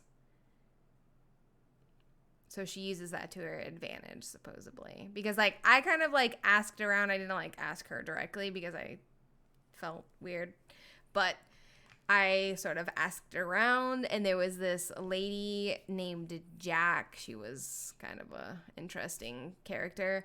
Okay. And we had a short conversation because I don't know if something was wrong with her. She seemed to be under the influence of something. And she told me a little bit more about like what she does. And basically like Adelaide is like the go-to lady for like when shit needs to get done. But she also does like the club thing, you know. Right. Like that's a thing she does too. And like if you go to Portland, like everybody knows her. Literally. In like that whole scene. People like worship her. I'm kind of jealous. I mean, yeah, I can see why. Yeah, I mean, me too. Yeah. I mean, that's all She's I quite know. charismatic and stunning. And yeah. She's just like park the car. Yeah. Okay, so this is new. She's gonna like get out of the car and gonna like go in the store and start like looking around. And as you guys are kind of like looking around, she like looks as like she's like looking through all these different things. She's like, "Wait, does this mean like you're like actually interested in her?" I'm confused.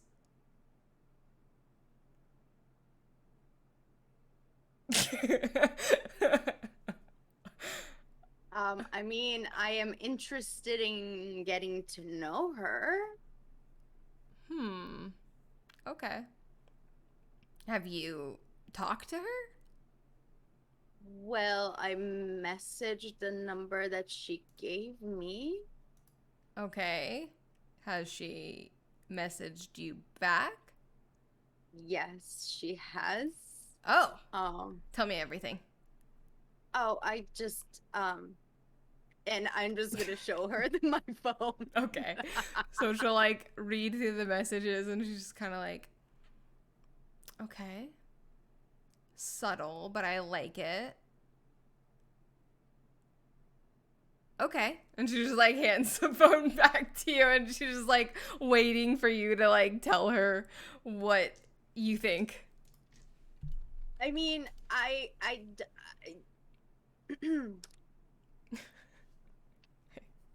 Every can't time do you any- do that, Ashley's just like, she's like amazed. She's just like, what is Ashley, stop wrong with looking you? at me Sorry. like that. I'm just This is is weird. Listen. Okay, I'm I don't know. listening. Well, I told you about all the like, you know, like my past marriage and the fact that like I never really like had a relationship after that and whatever, and like, you know, then I'm this now, and then, you know, I was just getting just situated and ready, and like I'm always in control, you know, like I always am the one that like I'm doing the things, and I'm the one that is like leading, right? And in this situation I feel like I have no control, and I don't know what I'm doing anymore, and I feel like I'm 16 years old again, and I am stupid, and my brain is not here anymore. Oh my god, So, that yeah. is so cute. No, don't Oh. say that. I mean, not cute. I hate it, Ashley. I don't know what to do. So, I mean, I don't know. Just talk to her and see what happens. I mean, she lives on the other side of the country, though. I mean, that's not a problem. That's a problem. It's not a problem. I'm sure she has like a jet or something. I mean, she has to. Come on. A lady like her, let's be real. I want a jet. She can get anywhere she wants anytime. I mean, I have a jet. Oh, yeah, right. You do have a jet. Yeah. Huh. Yeah, right. Right. I mean, Yeah. it's not a problem. Maybe you can convince her to move here. Oh my god. Could you imagine? Maybe, I don't know if she would leave though. I mean, listen. That sounds like a lot. This is a lot. I'm like getting ahead of myself. I'm sorry. You are getting ahead of yourself. I'm sorry. Like, that made me I'm just like anxious, fully like... committed into this non-existent relationship. So, yeah. It is not a relationship. I don't even know if she likes me. That's why I said it's non-existent. Don't worry. We'll figure it out. Do you want me to text her? I could text her. I could call her. No, I could go see her. It escalated quickly. Actually, I mean, Sugar is like real close by. I could just say that I was going to visit Sugar and I stumbled to Portland. Cause that's close to Sugar LA. in LA? I mean, it's close enough. It's like 12 hours drive to LA. Yeah, no big deal. You know. I mean, Anyway. Okay, well, fine. I won't. Listen, I won't. if you happen to be in Portland, I mean, and you want to go talk to her, like, sure. Okay. Maybe you can bring her back for like. She like pulls her phone out and she's like texting somebody immediately. Like she's like, "This is happening. We're going to Portland." She didn't need to go to Portland before this moment, but she's found a reason now. She needs to go now. Like, okay, actually, can you drop me home because I need to go get a jet. I need to go pack. And you're just like watching her like frantically texting somebody. As soon as you said that, she's like, she got some type of approval. That's all she needed. Even just a little push. Give her an inch, she'll take a mile. Yep. Well, yeah. She's going to try to find a textile that you can't cut. There is actually some stuff that like you can just like with blades or whatever. It will not like cut through the fabric, so that's what like she's gonna end up buying there. Like some like definitely like black or like very dark gray and stuff like that, like some camo, like not camo but like dark colors, nothing bright. I know what you mean. That, yeah.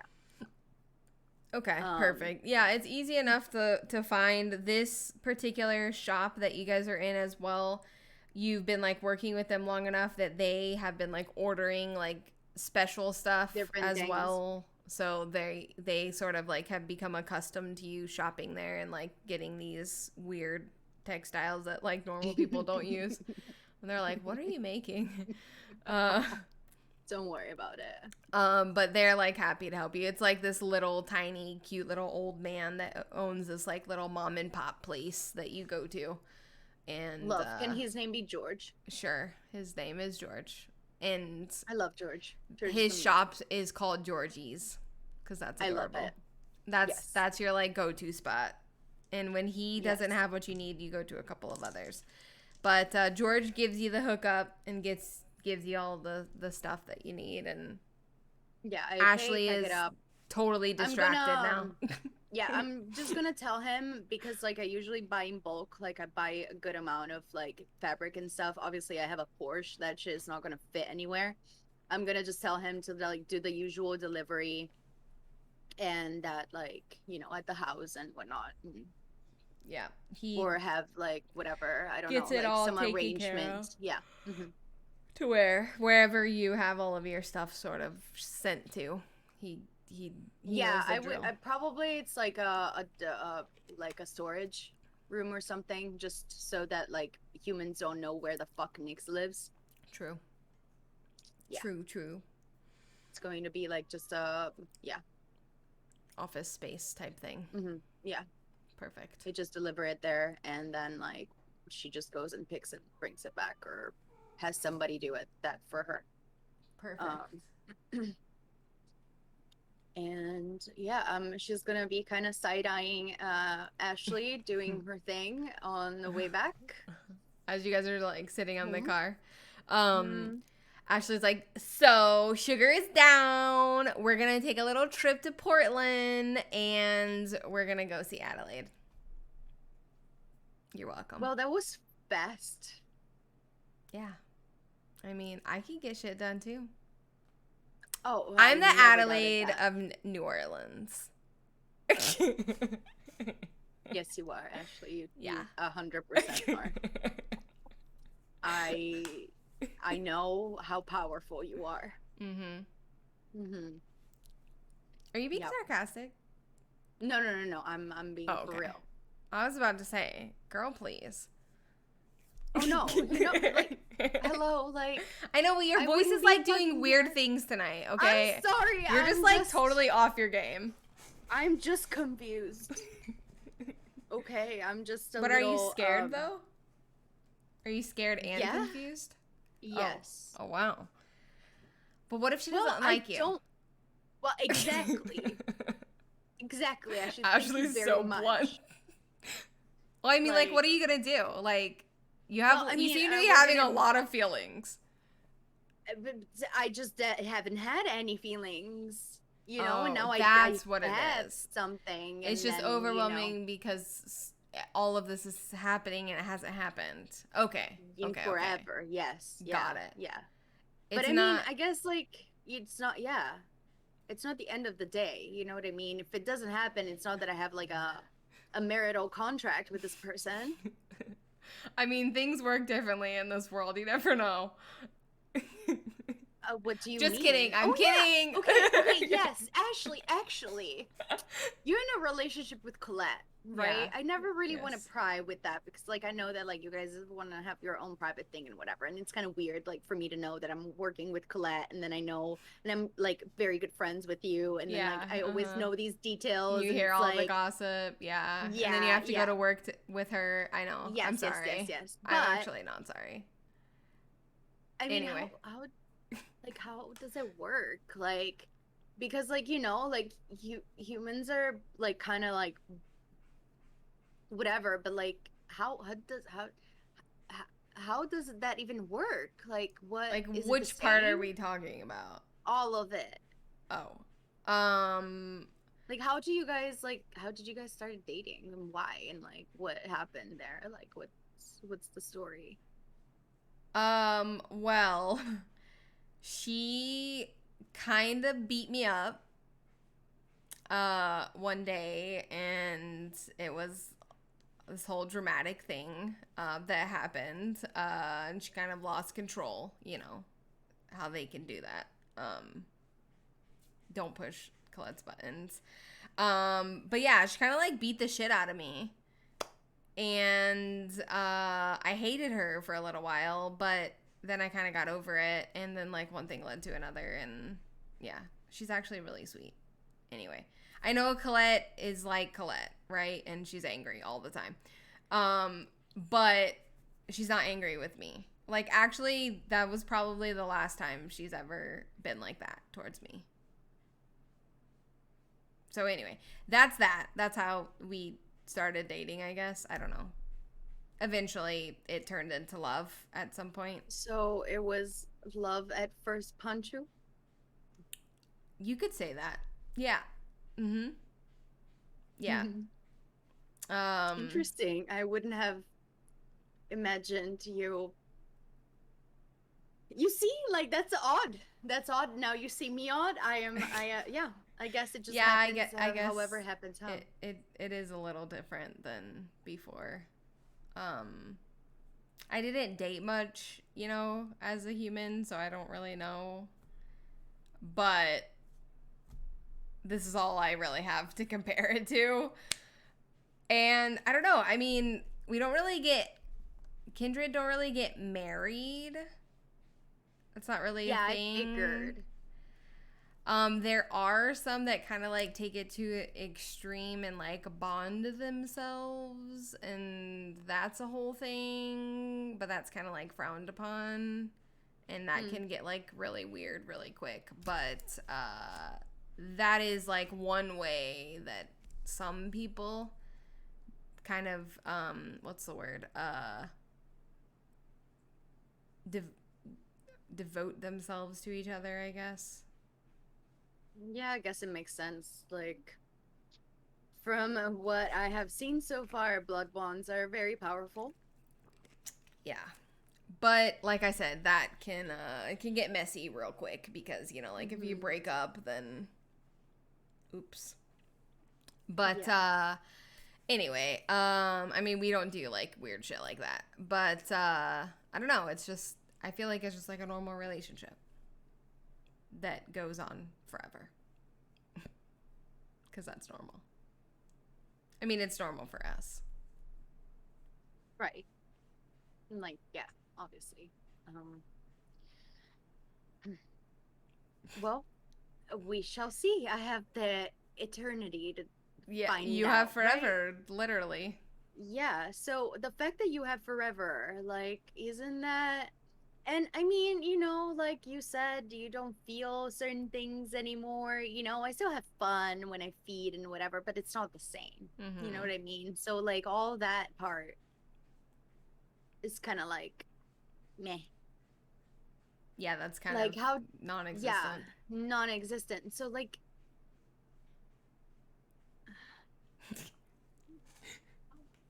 Nix is like, how? yeah, how, like... How do you, like... Well, I guess we'll figure it out. Stay excited about that person forever? Without being able to have sex with them? I mean, you know, like, we're young and beautiful, like... Yeah, I mean, there's other things that make you excited and attracted to that person. Like... No, that's true, but you are very right. You're attracted to Adelaide's power, and power in our world is significant. And if you're with a partner that rises to power, then that's pretty attractive. You're right. You're right. Maybe that's it. I just, yeah. It's You know just what? different. I think it's because I felt really intimidated by her, and I think that turned me on. Oh, okay. I didn't know you were into that sort of thing, but okay. I mean, I usually don't get intimidated really easily. True. That's why I was like, you're all like, you stuttering on your words, and I was confused. Yeah, I just told you that doesn't happen. Yeah. Usually, it has not happened in a long time. Well, we're going to have Adelaide come back to New Orleans because I got to see where this goes. And niggas is just like driving. And then when she says that, she will arrive back home, and you can see several of her like guys, like whatever you want to call them, guards, her little helpers, are packing up her car.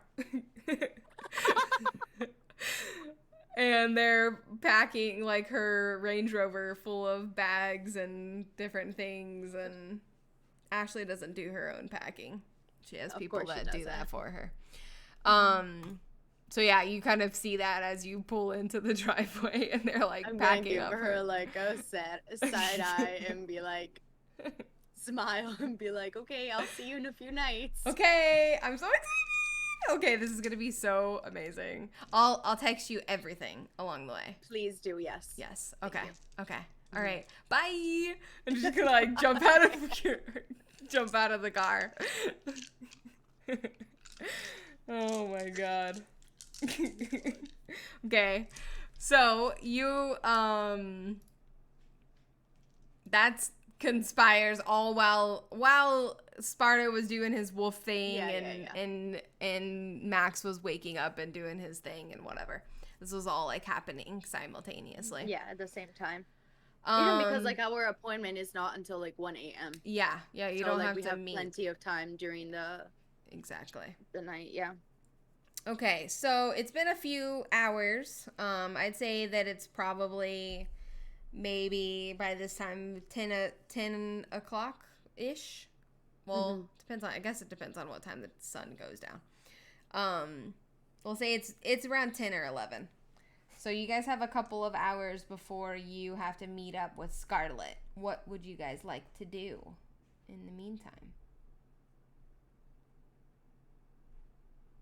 I'm going to send a text to Sparta and being like, hey, like, are you done with your stuff? Like, I just picked up some textiles with Ashley and I'm about to head home and grab my stuff for later. What are you doing? ? Sparta will reply, I'm at Leo's if you want to come pick me up. I've got so much to tell you. It was so awesome. Big ol' smiley face, exclamation point. Okay. She'll be like, okay, fine. I'll be right there. Alrighty. Head so over. instead of going home, she's just gonna go pick him up. Okay. So when you Uber driver is coming. Yeah. Your ride is 10 minutes away. Uber Dicks. I thought you said Uber Uber Dicks, Dicks. I was like, I whoa. also heard Uber Dicks. Yeah. And I'm like, okay, that's a sure. whole different service. That is another thing, but I mean, we can start it, I guess. Whatever you're into. Why not? Oh, jeez. That threw me off. Okay, so you pull up and you see in the driveway there's a lot more cars than usual. There's like people around. Some of the people have kind of like started to leave, but there's still a lot of the family is still there as you pull up into the driveway. You can see everybody kind of mingling. Excuse me. Okay, I'm gonna get out of the car and like greet whomever is there. If Leo is there, I'm gonna say hi, obviously, and like you'd see them. They're probably like sitting on the porch, just chilling on the porch with everybody, and they kind of like wave and say hello to you. Yeah, I'm gonna be like, hi, Uncle Leo. He like smiles and he's like, hello, Nix. How are you? Good. You guys have your party? Yeah, sorta. Nice. Family gathering? Yeah, family gathering. Oh, that's fun. Did you guys have a good time? I did. Oh, I love that. And a lot of the people around you are kind of side-eyeing you because you are just like the I don't even know how to describe She you in sticks this out like a sore situation. thumb. Yeah, you don't match anybody around you, even just by looks. Like, it's not that they're unattractive, obviously. Like, I mean, they're attractive in their own way, but they're gang girls. They don't necessarily care about how they look or what they're wearing. You know, a lot of them are in, like, they look scruffy and, you know what I mean? So it's like, you're kind of just this person that shows up from time to time that everybody is like, why is this like lady here? And they don't really get it, but they know that you're like friends with Sparta, so they're kind of like, okay. But I mean, they're not like rude to you or anything, but they're just like, this is just like another level of why. Like Sparta's one Nyx story, doesn't but give a Nyx is fuck. like whole different level of like. Like, I don't care. You Yeah. will love me. Oh yeah, no, like literally Nyx doesn't give a fuck. She's always like, she's like, oh hi. Hi. Yeah, I Hi, can totally, everybody. and they're just like, hey. And she's I'm like- here in my cat suit, with my Prada, your cashmere thing, and my Supreme beanie. What's up? Hi. Oh, Jesus. Blink blink. It's funny.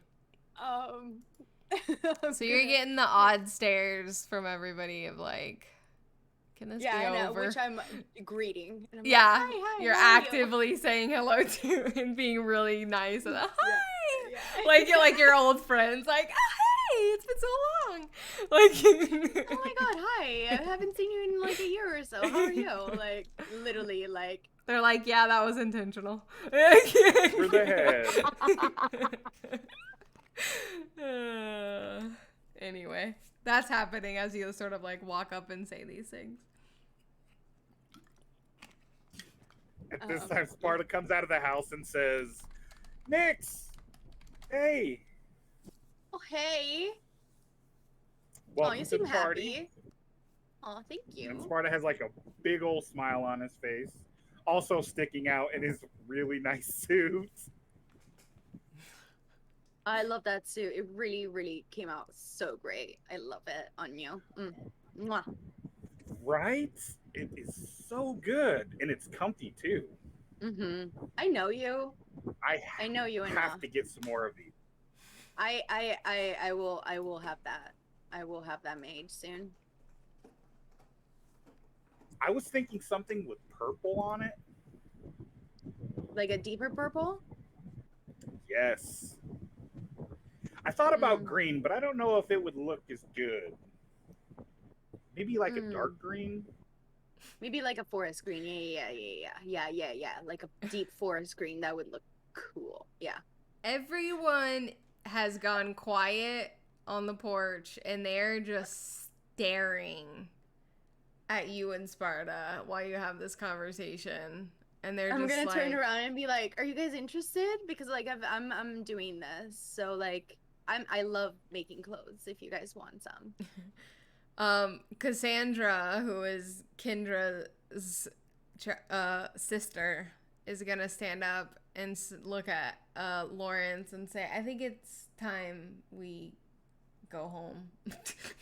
And Lawrence kind of laughs because he's like, and kind of enjoying the fact that they're uncomfortable. And he's like, okay. And they like start saying goodbye. And like people kind of start murmuring again, talking again. But like, they're like, okay, we're gonna go. Because tonight is, yeah. And Sparta's gonna do his thing, and he's gonna give him a hug, even though they don't want one. Yeah. He's gonna give a big old hug. And say bye. And they start leaving, and a lot of the other childers start as well. They're like, okay. They're kind of like, it's how always at a party when like one person's like, okay, I think I'm gonna go, then like everybody's and like, then yeah, everybody I think leaves. I'm ready to go too. Actually, I've been ready Yeah. for like 3 hours, but I didn't want to be the first one to leave. That's me at every party. And I'm like, thank God somebody finally left. So they all start kind of like saying goodbye and funneling out and leaving. A lot of them transform into wolves and run away. They don't have cars. But yeah, you They guys don't have a shiny Porsche. no. They have like old beat up cars that are not at all on par for what Nyx would drive. But yeah, so you guys kind of cleared out the area with your Yes. with your talk about suits, and everybody was sort of like, "Yep, party's over." Well, that went well, I guess. Don't worry, we'll get him. We'll get him eventually. Oh, you know what I was? So I was chatting with Ashley. I think if you are on board with me, we could try to talk Max into getting a fax machine. Yes. It'd be so much easier. Fax machine is not technological at all, like whatsoever. Really? I mean, he doesn't even have to take it anywhere. It'll just print out a paper. No. It would just stay there, and maybe like he could even have one of his little minions like have it in their house or whatever, and then like just go over or like tell him and like deal with that. Like he wouldn't even have to deal with it.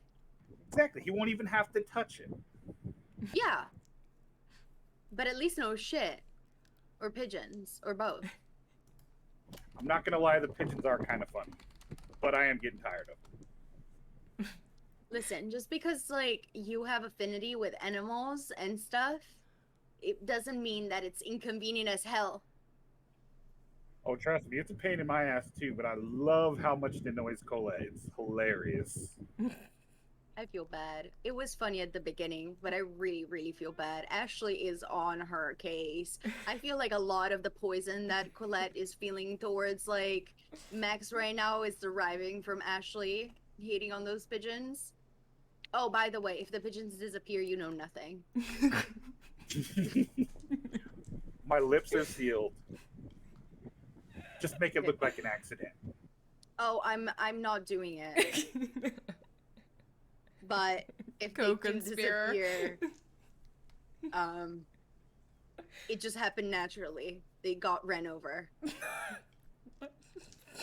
Well, let Ashley know. I can turn into a cat. If they had an accident, wink, nobody would know. It just could be a cat. Right. It's just a cat. Mm-hmm. Yeah. How big was the cat? It was a Maine Coon. Sounds about right. Sounds legit. Oh, I fucking love these pigeons. Well, I guess like it takes a little while to get to Leo's. Yeah. So go back to the city. It's probably gonna be another hour because like we probably stay there, chat a little bit. Yeah. So it's probably around midnight. So I think at this point, because I'm not gonna fucking use the pigeons, where the fuck are the pigeons? Like it's not that you can caw at them and like they're gonna fucking appear. I don't have animalism, so can't do that. But at that point, I guess like if it's around midnight when we would come back into town, like I would probably go straight to Max's place. Okay. Hoping that he's there. Right. Are you home? By the way, Max, the apprentice is at your house and Master Caw is at the Elysium. All right. For tonight. Roll for derp. So they arrive at your house. It's, what did you say, about midnight? Yeah, about midnight. You've been at home sort of taking care of business, doing your thing. I mean, I'm assuming you're at home. Have you left to go anywhere to do anything? No. Just okay. Reading tax as well, stocks, and writing some stuff down, and listening to classical music. Perfect. Hey, I have a question. Where are you reading the songs from? Newspaper. Newspaper? Yeah, he reads the newspaper daily. Because newspapers are still printed, surprisingly. Hmm. Oh yeah, no, I understand, but like, okay. That is like Um, surprising though that like newspapers are still printed. But anyway, sorry. Like they're actually a thing still. It's yeah, weird. no, I know. I It's don't just, understand why. Like, why do we still have even them? because stonks like change every other minute. So like, I mean, how do you print that? Like that's okay. It's fine. True. He doesn't have the Um, updated stocks. He has the stocks from wherever that was printed. Yep. Hey, it doesn't have to be Normally they- efficient, but you know. It gives you an idea. I guess. Well, Okay, I'm gonna so get out you of the car guys and I'm gonna arrive, go yeah. and like knock at the door. Sparta follows Nyx. Wonder who that Knock, can knock. be. So Max is gonna go and open the door. Oh, hey guys. Hello. Hey, Max. How's there So- everything this evening? Just some shopping with Ashley, and getting some of my own stuff done. Got some textiles that I'm gonna play around with. Make new cat suits. Very well. It has been an amazing night. We had like a ritual. We did a run through the forest as cats and wolves. Honored the ancestors. So amazing. Sounds animalistic. It was, and it was great. It's the first time they invited me. Mm-hmm.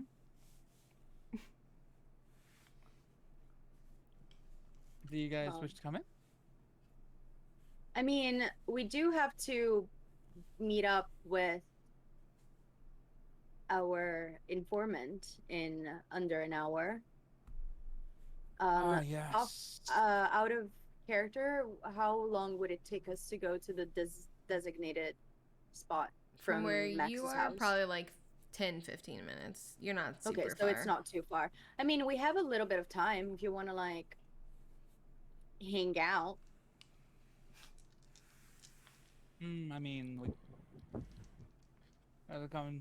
Yeah, if you guys want to. I mean, we If can. we have time for can- that. Yeah, there is actually something I would love to discuss. Oh, Mm-hmm. Yeah. So, I had an idea. Okay. You know how you like how I said like that there's a thing that prints the documents and stuff? Well, there is also a machine. It's just a machine. There's no technology around it. It's not a phone. It's not connected to the internet. It's not connected to anything. It's connected to a landline, like an old phone, like 1800 type of shit, okay? And what it does, it prints out things, messages. Okay? Just a piece of paper. Just a piece of paper with some ink in there. mm-hmm. I think this would be an amazing way for us to communicate a little bit more efficiently, especially with time-sensitive stuff. And You you could don't even have have to it- touch the machine. You wouldn't even have to touch the machine. You would have to just like leave it on, and if somebody needs to contact you, they'll just fax. It's called the fax machine. They'll just fax you the message, and you'll get it printed out to you. I see. Do you have? Think of it said as a machine? mailman.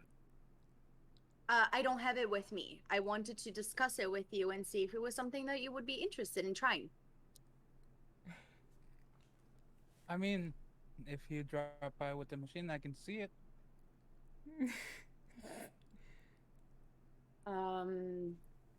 But my preferred option is going always to be my pigeons. Sure. But you know, sometimes like you need like very fast, like instead of like waiting for the pigeon to come in and then right back and then have the pigeon go back, you just have one message and it's there, and then like you could still reply to the message with the pigeon. But Exactly. the receiving information, which would come to you without you having to do anything. You would just have the machine there, and the machine would just print out the message. It's very easy. And I'm sure Colette would be more than happy to have a fax machine brought over by the end of the night. Mm-hmm.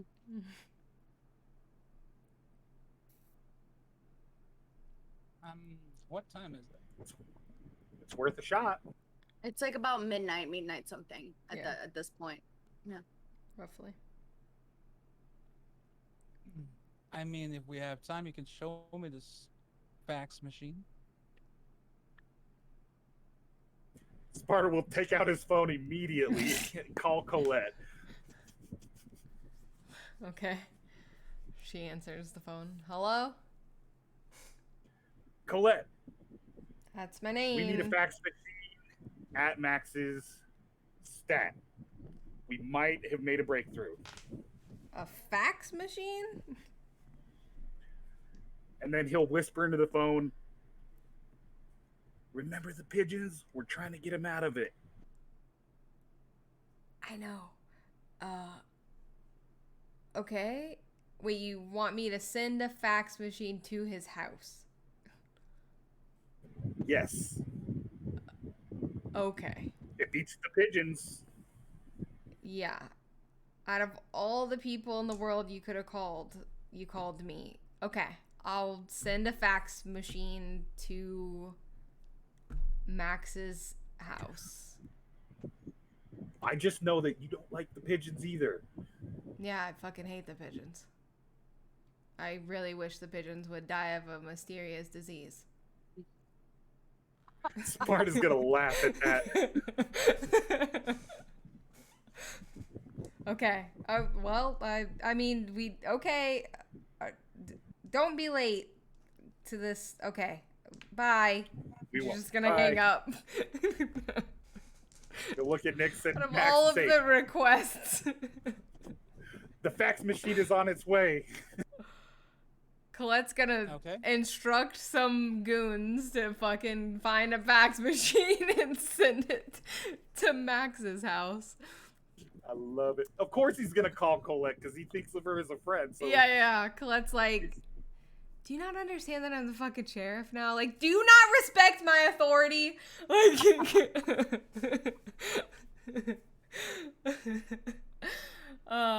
That's why she just like she's like, okay, but why are you calling me about this? So you guys are kind of just chilling at the house, waiting.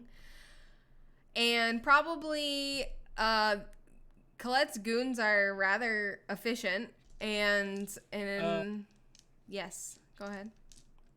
Max is gonna stand up and go towards the fireplace and light it up. And You're look gonna at the light two up others. a fireplace? I don't think that's possible.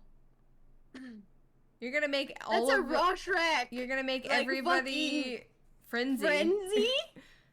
Is it a real fire or is it like? No, it's not a real fire. he doesn't use technology though. Yeah, how are It's you not gonna real fire. fucking do that? Never mind. I'm Nick. derping out. I'm derping out. I should have fucking slept when I was trying to sleep.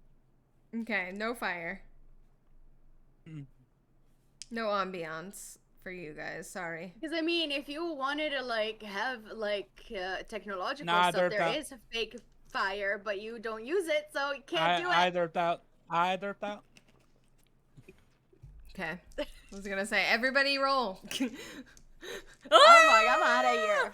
Nix is like, Frenzy I'm and kill the leaving. dude. Fucks the fax machine. Fuck this wax machine. Hell no. Hell no.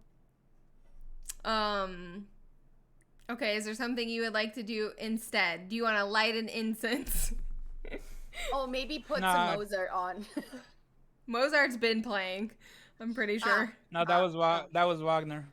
Oh. Oh, I could Wagner. put on some Excuse me. Beethoven actually. Okay. Sure, put some Beethoven. Allegro andante. Let's go. Tuke is upset that I keep speaking loudly. I'm sorry, baby. Go back to sleep. Anyway. Okay, so about 15 minutes goes by, and there is a knock at the door. Knock, knock, knock. Wonder who that can be. Max is gonna go and open. Gonna go and open the door. Yes. There is a large woman in a suit, and she's holding this big, huge box. And she's like, I was told to bring this to your house. I see. Just put it on the floor in the living room, please. Okay, she kind of like walks in and she's like, where the fuck's the living room? Nix is gonna be like, over here. Okay. She like walks into the house and just like puts it on the floor in front of Nix and's like, anything else you need? No, thank you so much. All right. I Cool. appreciate you. You're a lifesaver. She doesn't know what to say to that because she's really confused. She's like, okay, cool. She doesn't know the pigeon story. She doesn't Yeah. understand. She's like totally out of the loop. She's just like, okay, have a good night. And she's gonna exit the house. Okay, Nix is going to go and open the box and take out the fax machine, put it on like a table, and be like, okay, this is the fax machine. I see. Could you just put it on the floor? I'm just gonna go and get Takes something. it and puts it on the floor. So Max is gonna go to his room. He has this big wooden wardrobe looking thing. He opens it up and there is a mace.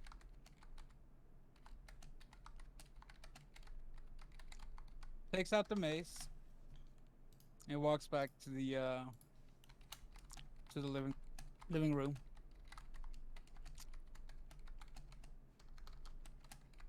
I prefer using my pigeons. And it hits the Nope. fax machine with Nope. I activate fleetness. Nope. This is unacceptable. He's gonna hit it? Yeah, he wants to hit it with a mace. Okay. 8. Pass the rouse check. I'm fleeting and I'm grabbing that shit and I'm getting out of the house. The No. fax machine? You're picking up the fax machine? Okay. Eat. Make a hole in your fucking house. No, what the fuck is this shit? Okay. Okay, so I'm gonna have two things happen. Max, roll a strength in melee.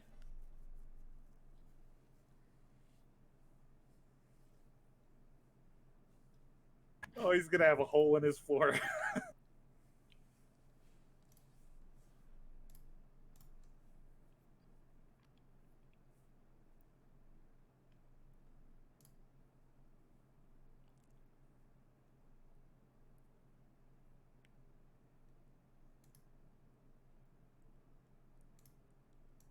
3 successes. 3 successes. Okay. So as you sort of say that and look over to them and raise the what do you say you were holding? A mace? Yeah. And you go down to swing it before you can make contact with anything or with the fax machine. It disappears from in front of you and whack, you smack into the floor. What kind of flooring do you have? Wood, stone, like tile? Wooden flooring. Wood. Okay. It does crack the wood because it would on contact with that kind of like contact. So it kind of cracks in like multiple little directions, and you have like this little like you can see the imprint from where the mace hit, and there's like a couple little cracks going out on the wooden floor. And Sparta starts laughing at this. do you like just go across the room, or do you like actually leave the house? Oh no, I actually like get outside of the house. So I'm she's outside gone. of the fucking house. And Sparta's like standing in the living room laughing at you now as you smack into your wooden flooring. Max is gonna look at Sparta. If you two want me to respect you guys, then you respect me and my ways. We're just trying to make it more Stop efficient.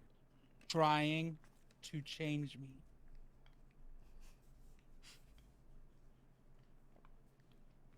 Sparta will stop laughing and say, "We're not trying to change you. We're just trying to make things a little more efficient."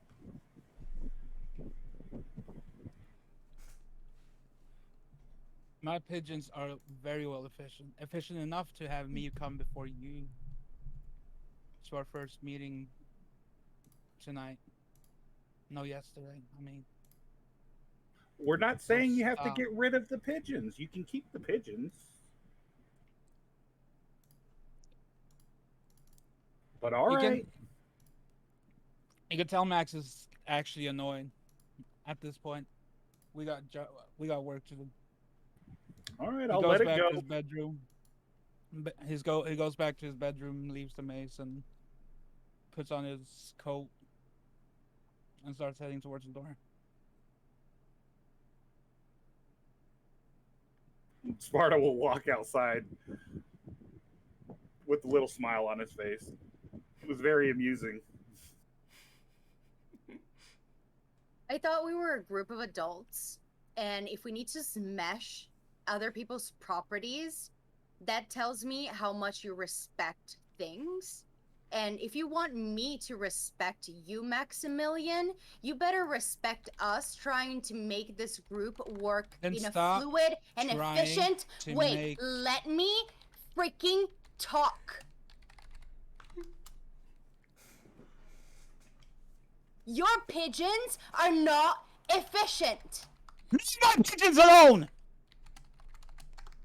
I am going to go. You guys can find a way to get to the Elysium. It's close by anyway.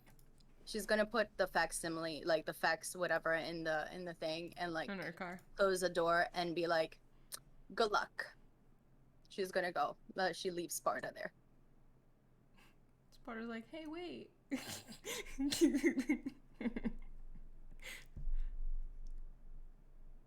Sparta will look at Max and say, "I didn't even do anything."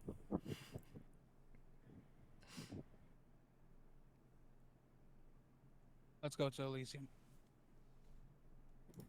Sparta will give a sigh. He'll force himself to sigh and start walking. I love how everyone, when they want to sigh, they're like, I'll force myself. Like, Activate lungs for a second. I love it. Okay.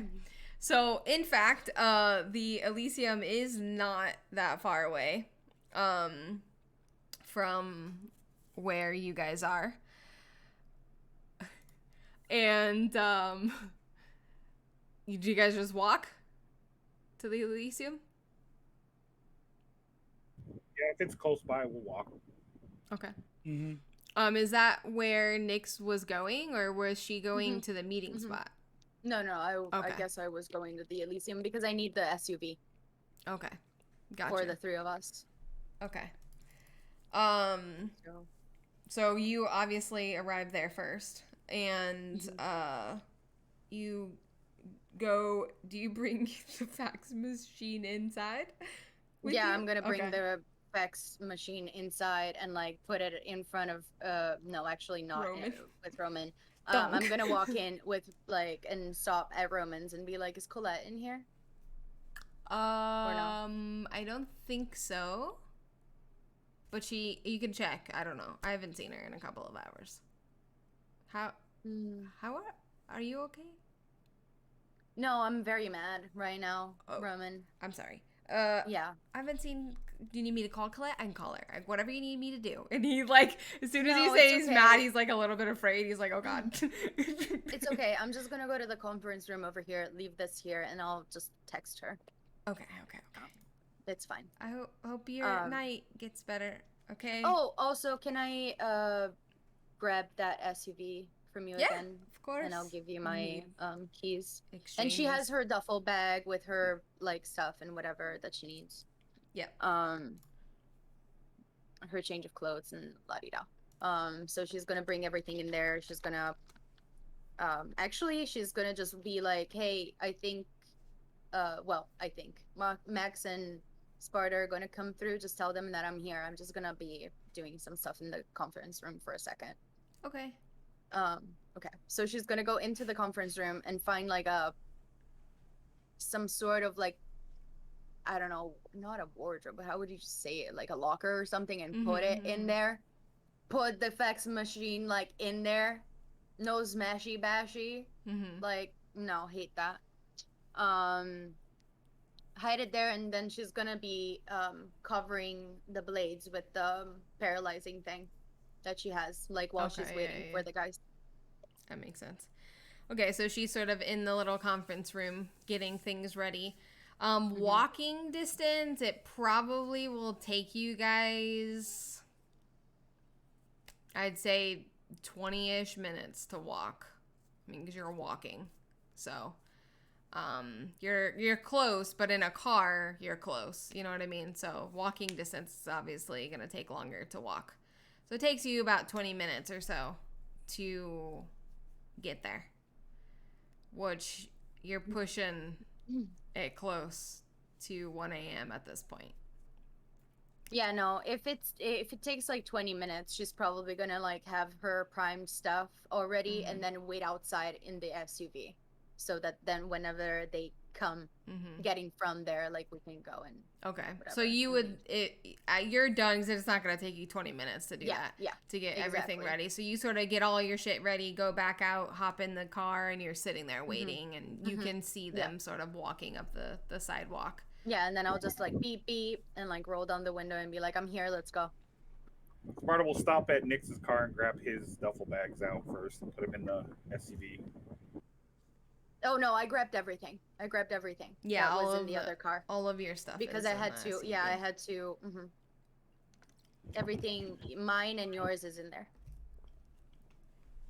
Sparta gets in the front seat. Max gets in the back. She's gonna type in the location that they gave and drive over. She's not gonna say anything. Alrighty. From where you guys are, it's about a 15-minute drive to the lake location. It's like a house on the lake that you guys use for certain things sometimes. It's the same lake that Colette's house is on. It's just obviously not Colette's house. But it's one of the houses sort of in that general area. So you guys head over there, and you arrive.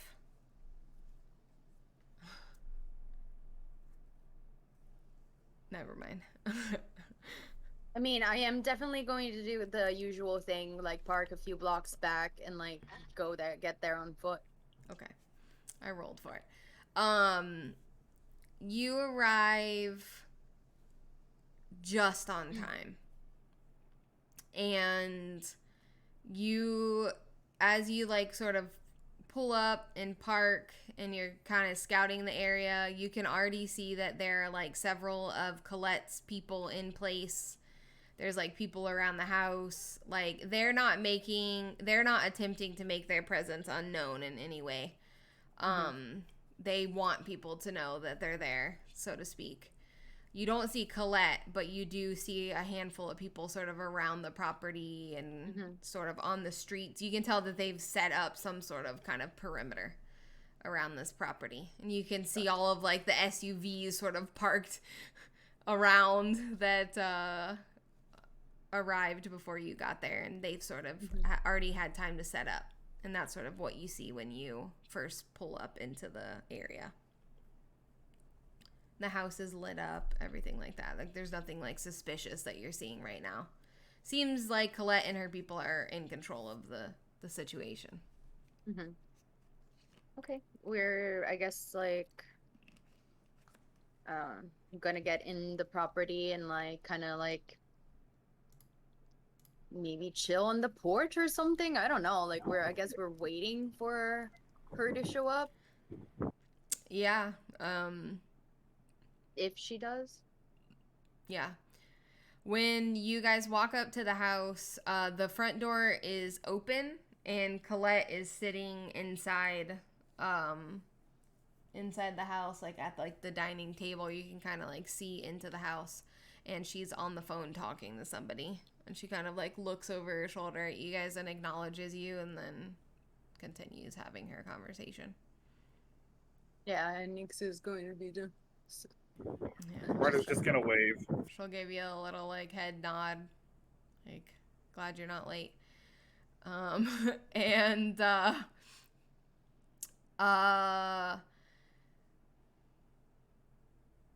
is everybody just chilling on the porch? Do you guys go inside? Where do you guys want to hang out while you're waiting for Scarlett to arrive? Yeah, I think I'm just gonna be outside on the porch, Same. chilling. Okay. What about Max? Where does he find his way? Max goes inside. Okay. Excuse me.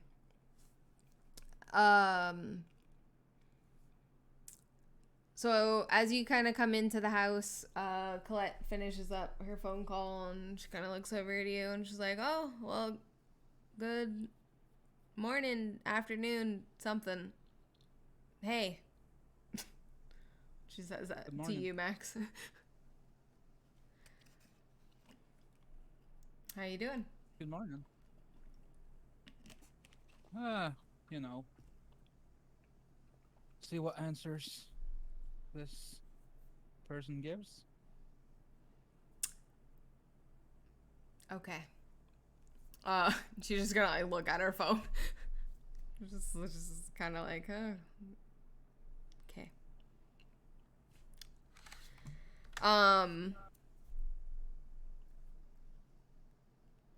How late does Scarlett arrive? Let's see. Oh, that was a good roll. She's not that late. Okay. She's about 20-30 minutes late. So she arrives. You can kind of hear the guards. They obviously are communicating to each other with some sort of pieces, walkie-talkies or something. And the guards that are standing on the porch with you guys kind of, they're like, "Copy that," you know, like, da. And one of them goes inside the house and is like, "Hey, she's almost here." Apparently they're like watching her walk up to the house. And you can hear the guard say, she looks like she's not in good shape. But they said that she's just a couple blocks down the street. And Colette's like, "All right." And she just continues to sit there. She's like, "This bitch can come to me." And a couple minutes, you can kind of like see her come into view from the porch. And she doesn't look like just from like her, not demeanor. What's the word I'm trying to look for? Body language? Yeah, like her body language and like how she's sort of walking. She seems to be injured in some way. But obviously it's dark and you can't necessarily see from this distance, but she does seem to be hurt, perhaps. She's kind of like walking a little bit slow with like a weird limp type of thing going on. She just looks weak, sort of. That's the best way I can really describe it from this distance. And as she gets closer, that's when you can start to see that she looks like she's been beat up or something. You're not really sure like what her actual injuries are. But she like walks up to the house and she like looks up and she's like, "Oh, hi." And she's got like her lips all busted up and she's got like blood on her face and kind of on her person, and she looks like she just got beat up. That's all you can kind of see from at this distance and just looking at her without fully investigating. She just kind of like looks up at you guys, and the blood seems semi-fresh. just from, obviously, I'm not going to make, none of you are at danger. Oh, Rouse checks, please, for your hunger. I meant to do this, and then I got distracted by the fax machine. Fail. Okay, so you're at 2. Plus, Cool. Hi, my baby. 10 I was success. wondering. Okay. None of you are at dangerous levels to like frenzy or anything, so you don't need to worry about the blood on her. But we smell face it. and- yeah. Like, once she's close You enough, can we smell it. You can smell it. It looks fresh. Like it doesn't look like it's been there for that long. And she's like, "Hey," and she kind of like puts her hand on like the little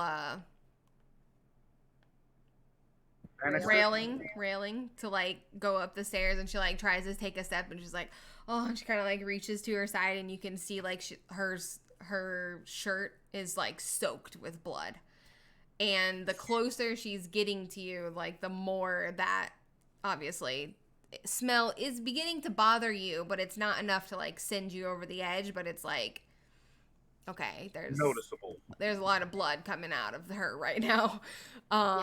She's Marta will look at Nix. badly injured. I'm gonna get close to Scarlet and be like, "What happened? Are you okay? Did they?" And she's gonna kind of like collapse a little to like sit a little bit on the stairs. Yeah, no, and I'm gonna she's bring like, her to like where I was sitting, Okay, yeah, like yeah. on whatever. Like I'm gonna prop her there, and I'm gonna stand, or like crouch in front of her and like understand what the fuck is going on. Okay, so Colette, hearing all of this, Colette will make her way out and sort of like observe from the porch, and she's like, "Well, I didn't think it would be a problem to kind of go out, you know, and drink and do my thing last night. And I didn't really think that they would think it was suspicious, but apparently the people that I thought were my friends aren't my friends anymore because they knew I was with you and they're scared of me or something." And she's like, it's taken her a long time to talk. She's like talking real slow and like kind of having a hard time like formatting sentences and like getting her point across, but eventually she communicates that like they attacked her, and because the last time they saw her they were with you, and she didn't go back right away, like after you guys dropped her off, because you guys were probably only gone with her for like maybe an hour, and then you dropped her off in the city. Yeah. But she went out and went drinking. She was like, I thought I was gonna get high, so she went to like a bar and got drunk and just like went out and partied, and then made her way back to like the hotel, and then when they finally found her today, they jumped her. So eventually she communicates all of that very like slowly and weakly.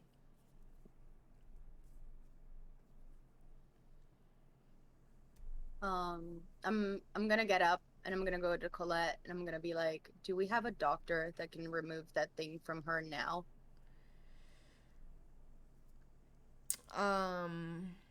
I mean, we might be able to find somebody or something. I mean, I could see what I can do. Doesn't seem like she's gonna be able to go back. She's probably gonna die if she does. And we don't really want them following us. Either, yeah. And she's gonna like hold up her hand, and she's like, I stole Charlie's phone. You're welcome. Nice Oh, little And she's jump. gonna pass out.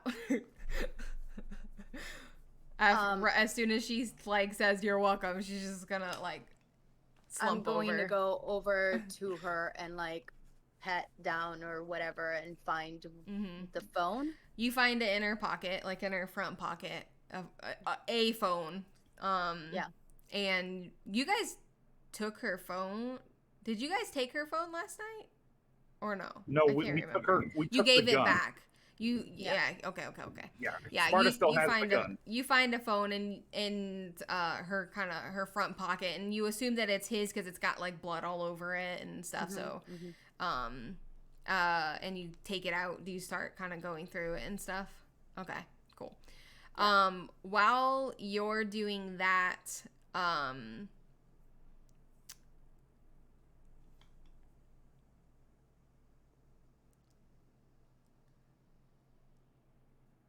is anybody gonna do anything with Scarlet? I'm gonna see what you guys are gonna do first.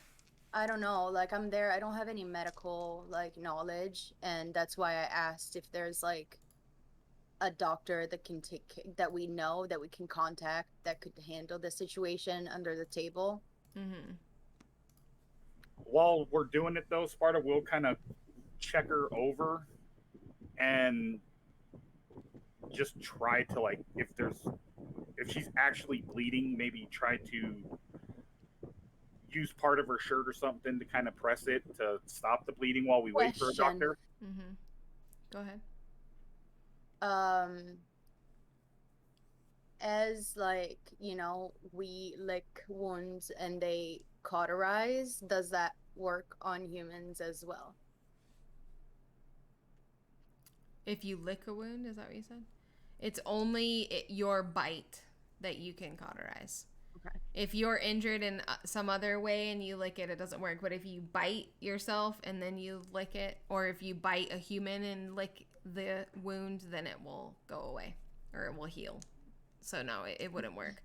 Okay, so Sparta, as you go over, go ahead and roll. As you're sort of just like looking to see what the problem is, do a wits and investigation as you're just sort of like investigating her body to like see what the injury is. You're not necessarily trying to understand the injury, you're just trying to locate it.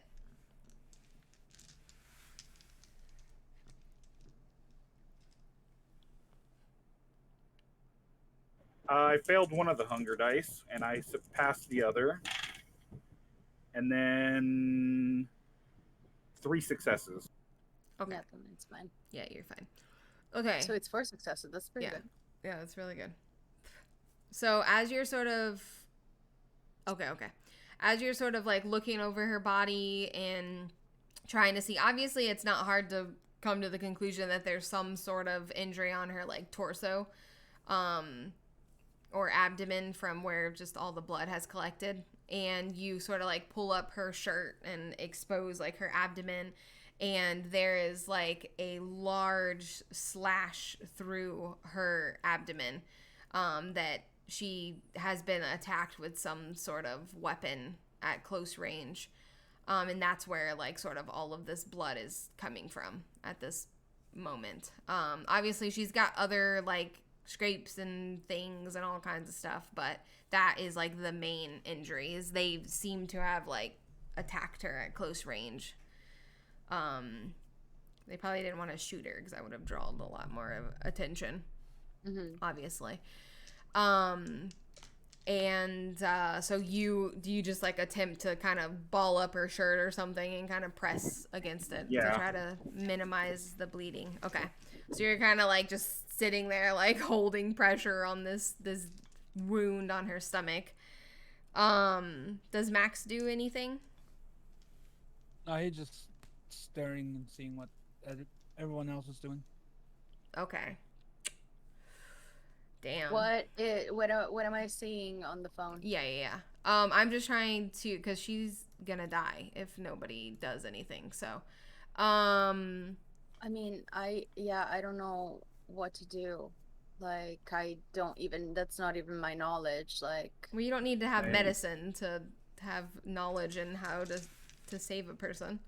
Or like, I'm not expecting you guys to do medical procedures on her. Okay, I'm gonna, like, as I am scrolling through, the reason I'm waiting is because Colette does have points in medicine, and I don't want to just step in as Colette and do shit before you guys have the opportunity to do things. I get it. You know what I mean? So if you're looking at the phone, that's cool. I'll just have Colette step in. I'm looking at the phone. I'm standing right in front of like Sparta and Scarlet, and I'm kind of like, I'm like going through and Yeah, like checking kind of and looking at the situation Yeah. and looking. Yeah. and Okay. looking at that, but like, Yeah, that's fine. No, I just wanted to make sure that I gave you guys the opportunity to act before like NPCs start doing things. That's all. Okay, so Colette is gonna step over and she is gonna also tell one of the guys like, uh can you contact Lena? She'll say that, which rings a bell for Sparta. Sparta knows exactly who that is. Contact Lena and Susan. I need to write this name down. Every time I make up a new name, I don't write it down and then I forget what that person's name is later. Hold on. Susan. Susan is. Hello, pin? The fuck? My pin has betrayed me. Susan is a medical contact of some sort. Okay. So she like kind of instructs one of the dudes to do that as she kneels down and begins to help. Obviously she doesn't have like medical shit with her, but she knows a little bit more about like what may be going on. So she's gonna take the shirt that you sort of already was trying to hold, and she's gonna kind of like wrap it around and tie it tightly on there. And then you have a suit on. Everyone's wearing super nice clothes. She's like, give me a shirt. And she would like tell one of the guy that like is on the phone talking to Luna and Lena, and he's like taking his shirt off because he's just got like a polo on. And she's gonna like wrap that one around too, and then like put your hands back on top of it, and then she's gonna like be sitting there like checking her pulse, like make sure she's actually still has a heartbeat. So she's like doing all of that, trying to stop the bleeding with Sparta, make sure she still has a pulse, and get somebody contacted saying that we're going to bring you this person and she's like about to die. So be ready. That's happening as you're sort of like looking through the phone. So you and start. As I'm looking through the phone, I have my phone. I'm not sending anything to the phones at all. I'm just taking pictures with my phone of the screen of the other phone. Perfect. Okay, so as you're sort of like looking through the phone, I'm assuming you're trying to look through text messages and shit like that. Yes, definitely text messages, phone calls, getting like the contact numbers as well, and stuff like that. Yeah. So, but definitely starting with the text messages. For sure. So as you like look at most recent text messages, you can see that there's like a text thread. It seems like be like a group text with multiple people, and they're talking about Scarlet. And the last message that comes through says permission to eliminate. And that's like the last message that comes through. And they all have like names and things. There's like different people, but it seems like whoever this group of people, they seem to be in some sort of leadership. So I'm assuming you'll make note of their names and stuff, because as you kind of read through this thread, he's like relaying the information that like Scarlet was taken and blah blah blah, and what do they want them to do with her because she might be compromised and blah blah blah blah blah, and they're like giving them instruction on what to do. And then like I said, the last message that comes through is like kill her, basically. And you go through a couple of other text threads that some of them are just seem like personal messages. Some of them kind of stand out to you that might be information that you can look through later and shit. But you're just compiling all of this information. But there is another one. She mentioned the name Justin. I'm gonna have you roll for it. To see if you remember. So go ahead and roll what did I have you roll last time for this? Fuck, I can't remember the combination I had you do. I think I had you do intelligence and something. It was definitely intelligence. It was intelligence, and then I did a special thing and I had you add to it. Whatever. We'll just have you do intelligence and wits for this situation. Just as you're kind of like going through it to see if you remember the name Justin from the night before. Okay. During the line of questioning, she's like, I think I was in the lobby last week and Justin was with me. 3 successes. Okay. So as you're looking through another one of the threads, you see the name Justin, and it does kind of ring a bell, and you kind of remember her at some point mentioning that the night before, and you put 2 and 2 together that this sort of group message might be the people like that are here with her currently, not like people that are back in headquarters that they're talking to. And it says rendezvous 11 p.m. and then there's an address, and that is the last message sent from Justin in that text thread. Okay. Okay. If I punch in the GPS on my phone, what does it come out as? The location is like really close to, I feel like you would remember. Just from driving. You're the one always driving. You know where shit is. I'm Uber Dix. Yeah. Yeah. So you, just from kind of looking at it and seeing what's around it, sorry, brain. It's a location close to the hotel that they were originally at. So it's you don't know what it is, but it's an address in that general area that's like a block or 2 away from that original hotel where you snagged Scarlett the night before. Okay. And the rendezvous was for tonight. Yes. Yeah. That message was sent the night before. Earlier. Yeah, like the night before. You can see on the timestamps. It was sent after you guys had taken Scarlett. So that's where they met up. Yeah. After that happened. Okay, got it.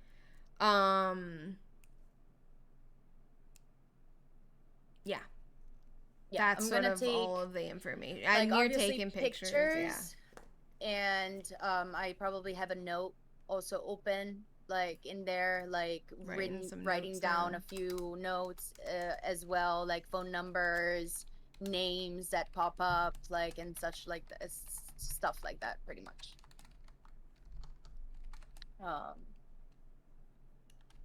And yeah, is it like, how modern is this phone? Because if it's modern enough to have access to an email inbox, I'll totally open that. Oh yeah, it's a regular smartphone. It's okay, perfect. Then I'm gonna open definitely the email. Newest model of the Galaxy phones.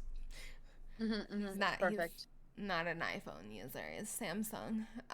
Whatever. Doesn't matter. But yeah, no, it's. The Inquisition, they don't care about technology, so you don't have to worry about that. They're up to date with that kind of shit. So it's just your normal modern cell phone. So yeah, you'd definitely be able to open up email. There'd be all kinds of apps for that kind of shit, like all your basic apps that everybody would use.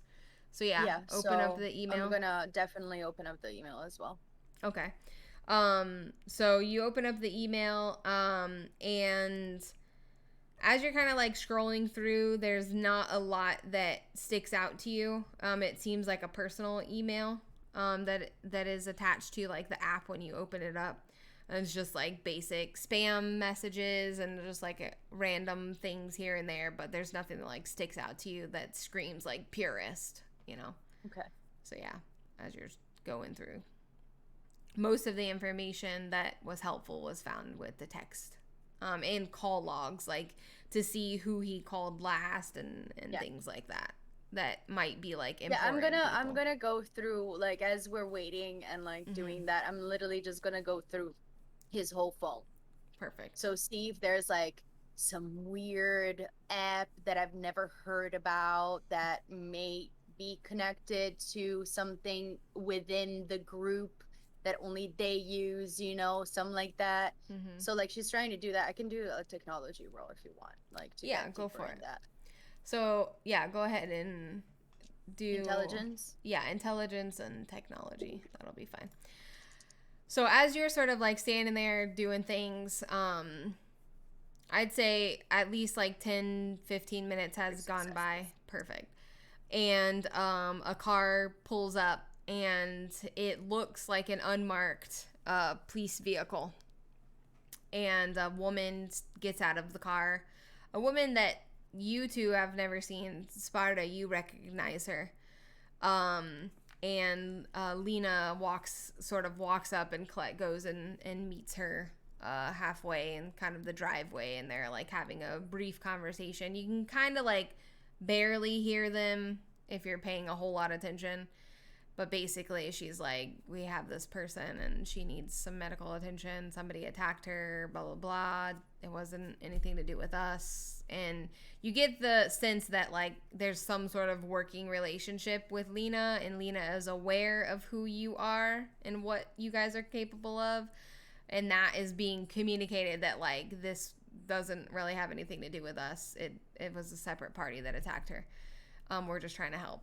And a second lady's going to get out of the car, and she's going to kind of run over, and she's got like a little medical bag, and she's attending to Scarlett. And then she kind of like looks over her shoulder, and she's like, Lena, we got to get her out of here. Like, I got to get her to the hospital. And the guy kind of scoops up Scarlett and brings her and shoves her into the back seat. And Lena and Susan take off. Colette kind of like comes back, and she's like wiping her hands on nothing because she doesn't have anything. She's kind of just like looking down at her bloody hands like, fuck. And she just like comes back, and she's like, okay, well, that happened. And you can hear part of like what Colette is talking to Lena about is that tracking device. And she's like explaining to her like the location that Scarlett told you guys, like, we think that she's got some sort of tracking device, and she said that it's like lodged under her armpit. So you guys be cautious, and if you can remove it because these people are dangerous, kind of thing. Mm-hmm.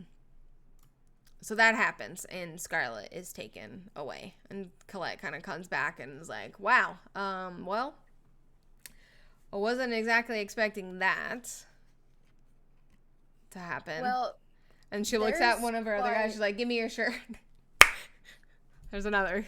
Takes his shirt off and hands it to her, and she starts like wiping her hands. When she's done, Sparta will be like, may I? Hold it out too. Sparta will wipe his hands off too.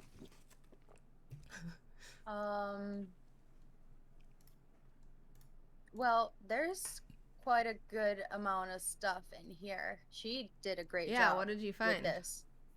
I'm going to show her the last thread and like the location that was shared within the thing, and like telling her, hey, I think these are the members that are here in the city. So maybe if you want to like grab the phone numbers, so like we can maybe, I don't know, like triangulate or something, or at least locate it, locate them, use the technology against them because they're doing it with us. So we can do it back type of thing. And yeah, I'm gonna just share the things that I've seen so far. And yeah, I don't know if I found anything aside from what you told me, but yeah, I'm gonna show her the calls, the phone numbers, the text messages. Perfect. So she will take note of a few of that information, especially that address, like that little rendezvous point. And I'm just gonna say, I'm assuming that you guys didn't find anything at the houses that you went to investigate, right? I did find these, and I'm gonna like pull up like the pictures of like the profiles that they had on us. Okay. She'll kind of take a second to look through that, and just like, okay. All right. Well, I guess now we know that they're still in the city because they attacked her. So I guess that's helpful information. We just need to find them.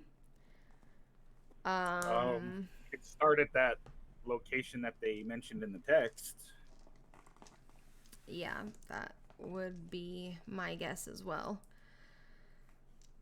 Okay.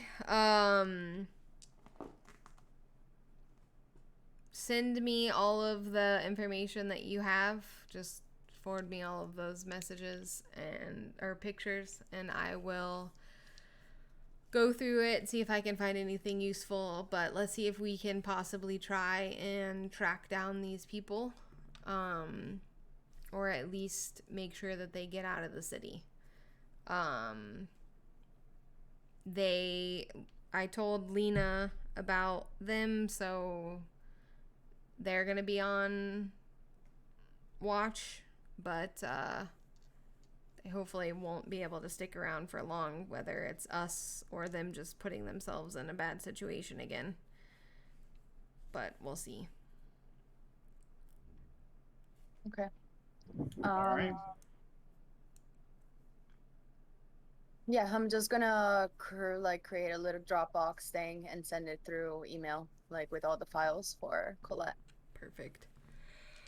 Okay. And without saying anything else, Colette's gonna leave. She's gonna be like, okay, bye. She's got two of her guards shirtless now walking behind her as she walks back to the car to leave. Love It's a it. mood. Give me your shirt. The end of the night, all of all of her little ghouls are just shirtless. Naked. Yeah. Naked.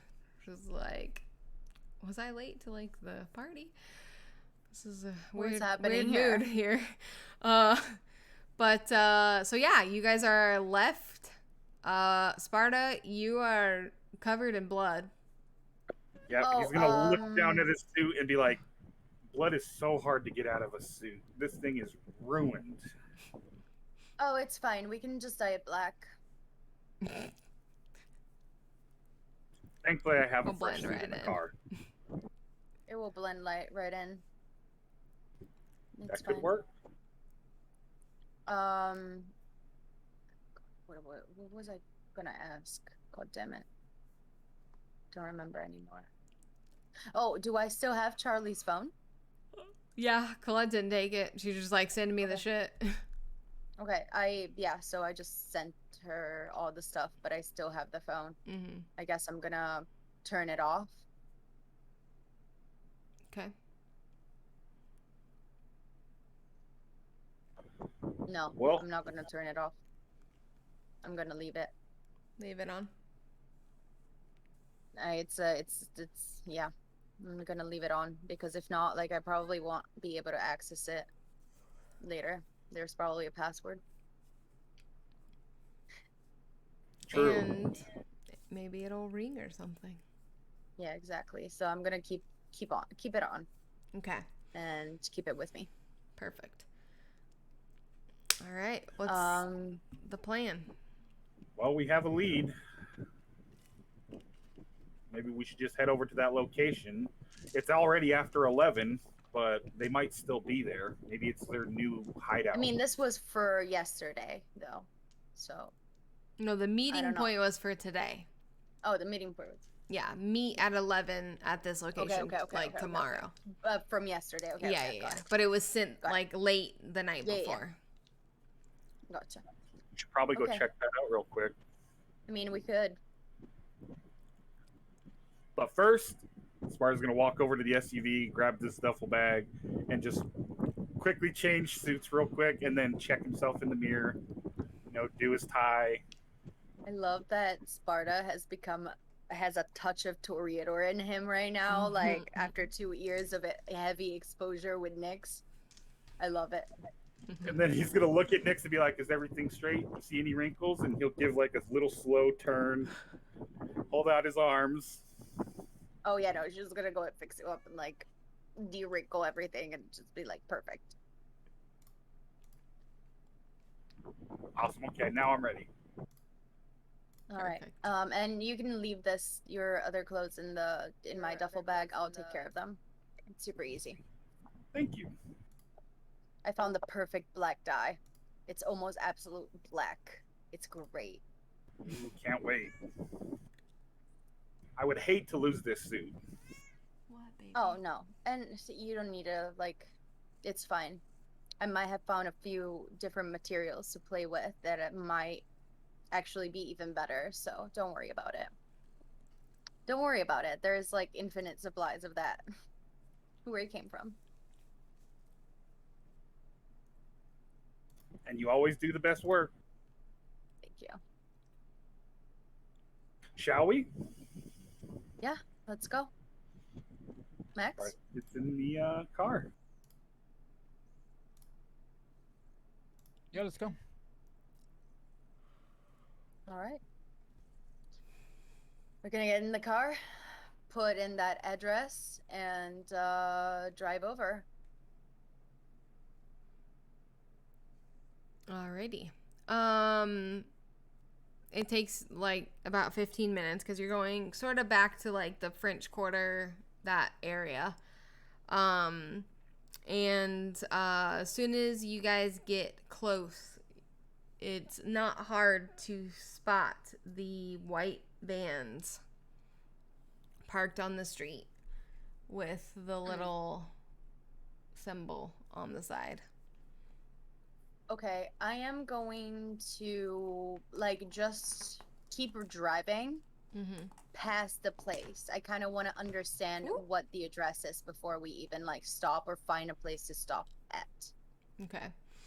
So I'm kind of like just driving like regular, like I'm still in a fairly populated or like whatever area, right? Because it is kind of French Quarter. Yeah. Even though it's late, there's definitely like still some activity going on. Absolutely. So like I'm just like, going a little slower because I am in a part of town that is a little bit more active, but I'm like trying to just like drive by it and just like, yeah, do the classic drive by to like Scout assess what the area is, because we don't know what the rendezvous spot is. We just know that it's like by the hotel.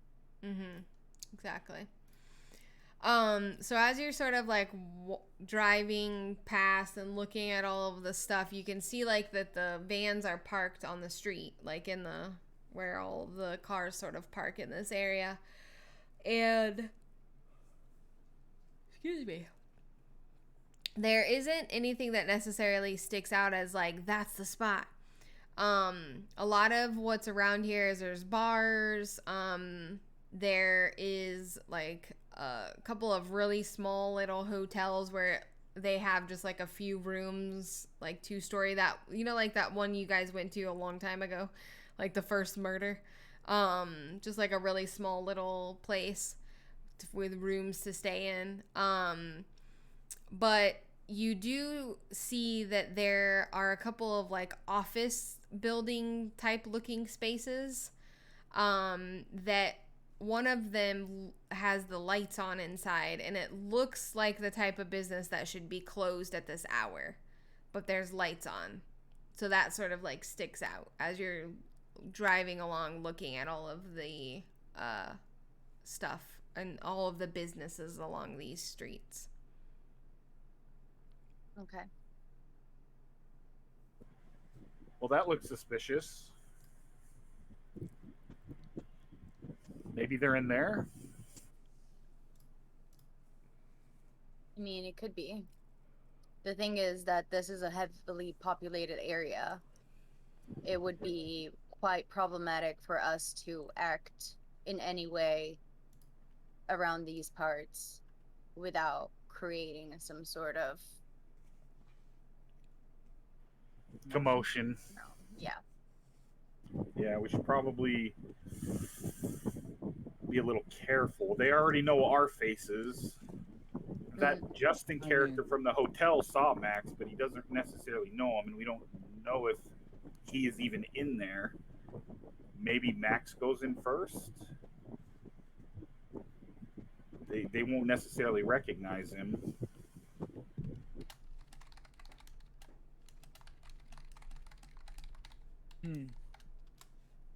I mean, I could always go Like, past scout and see it how out. many there are. True. scout it out, see if you see anything. Maybe you see how many are in there. Mm-hmm.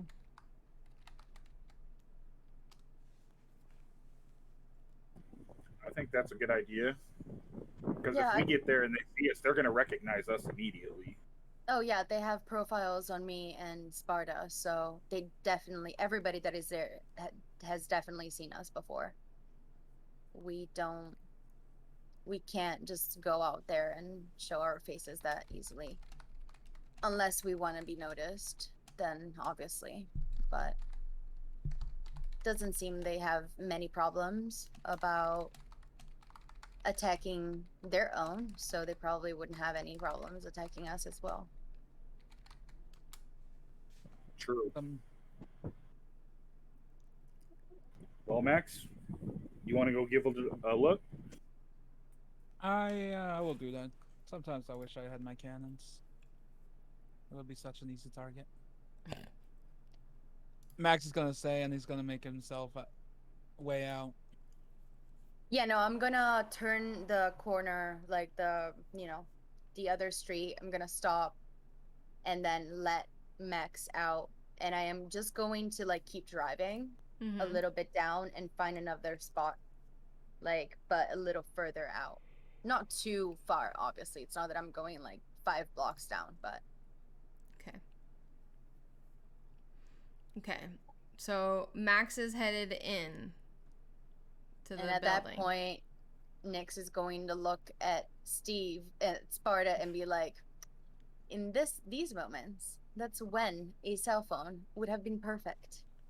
How the fuck are we gonna use a pigeon to communicate in this instance? But no, we need to use the fucking pigeons. I swear to God, I am going to help Ashley. I'm going to kill one, and she's going to kill the other one after tonight. Do it. And speaking of, I get why you left Max, but why'd you leave me? I'm sorry. It was just like I was in the heat of the moment, and I was just very, very mad. And I thought that maybe you could like have an effect, but I guess no. Nah, he just yelled at me. Yeah. Although him cracking his floor was pretty funny. Serves him right. It's just not necessary. What is that? A big dick move for what? You going to show me your big mace? Like I'm scared? Pfft. Please. And who carries a mace in their closet anyways? Max, I guess. I don't know if he's overcompensating. Sparta will hold up his hand and just go like this.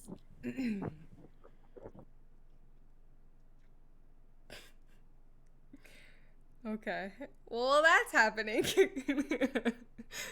Max is walking toward the building. How exactly are you approaching this situation, and what is your intention? The intention is actually to walk past it and see if there's anything, like if we can see anyone at the entrance. Okay, like trying discreetly look inside as you're casually walking by. Okay, that's fair. Okay, go ahead and roll a wits and awareness for me as you're sort of nonchalantly walking down the sidewalk.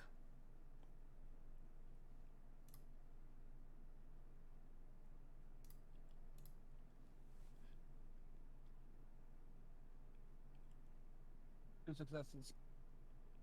2? Yeah. Okay. As you're kind of like walking and you are walking along and you sort of go to peer in, right when you do so, there's this crowd of people that are like walking towards you from one of the local bars, and they're clearly very drunk. And one of the guys like bumps into you and he's like, "Oh, my bad, bro, my bad, bro."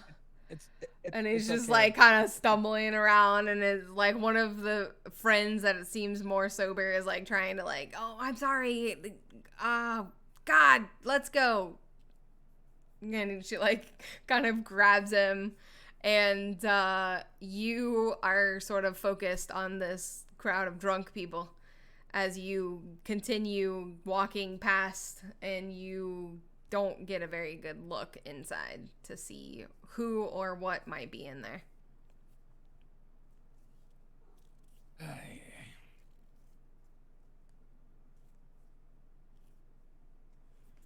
Max is gonna realize that and turn around and start walking towards the door. Okay.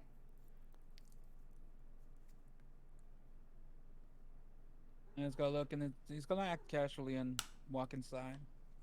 Alrighty. So when you get up to the door, it's sort of it's a glass door with kind of glass window frames like around it. It's just this small little kind of office space.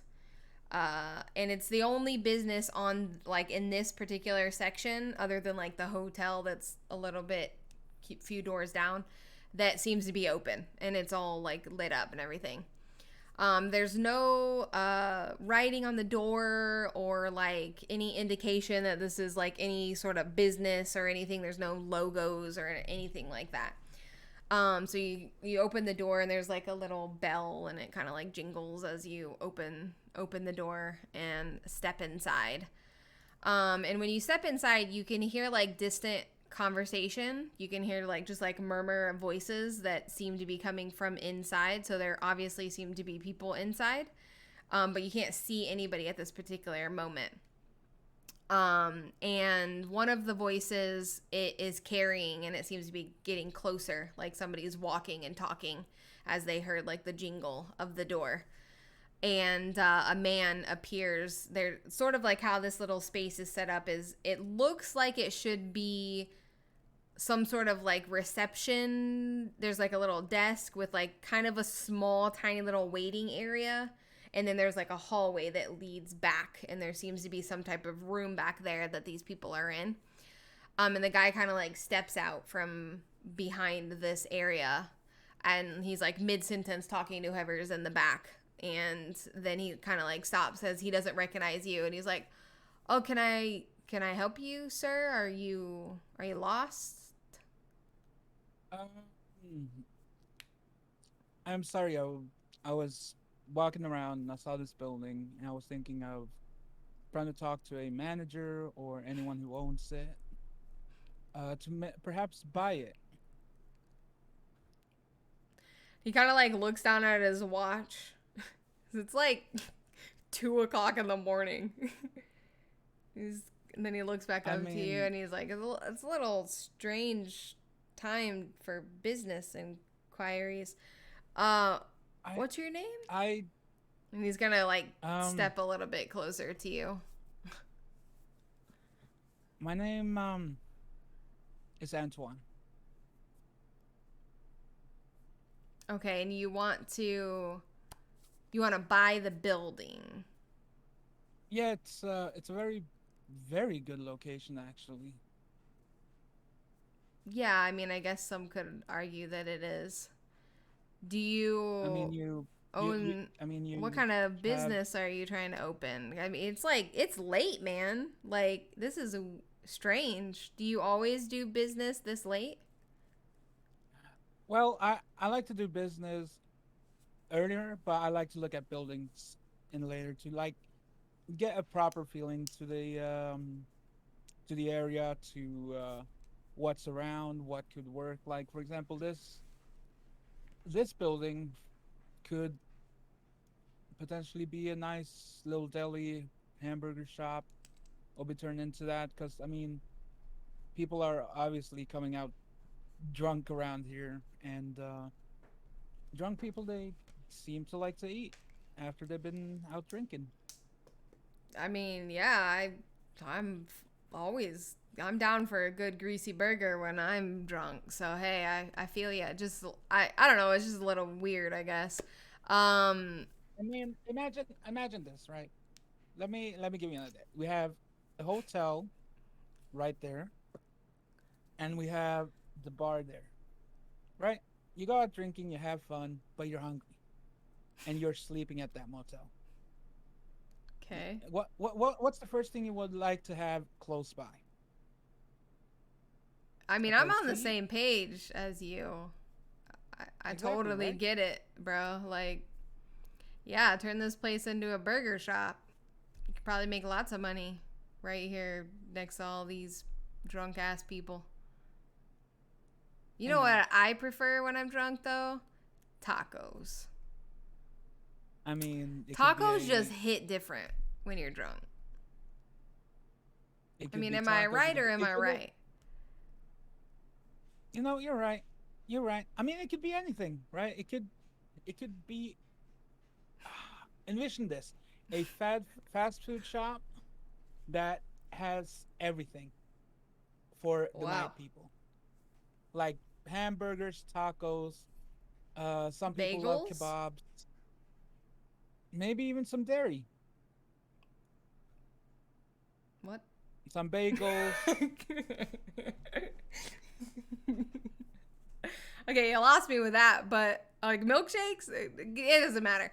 Okay, he's gonna like he's gonna like go back behind the desk and he's gonna kind of like start looking through the drawer and he's like, I don't really know who owns this building. It's not really a thing I know, but like this is who we rent this from. That might point you in the right direction. And he like hands you a little business card of like something something rentals. Night Okay. owl rentals. Maybe they're up at this hour. He says the name, night Okay. owls. Anyway, May I ask what your name is, so that I have someone that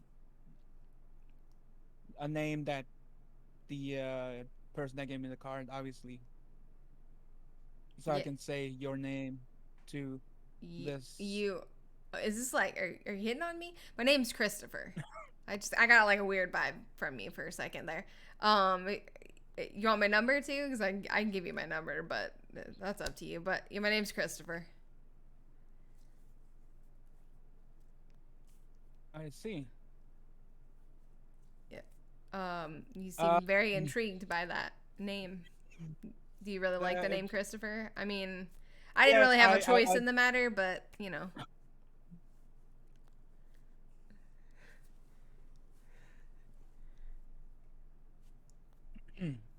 I can give you my number. Just give me your phone. Just give me your phone. I can give you my number. It's fine, um, dude. It's cool. I mean, I swing I that way sometimes.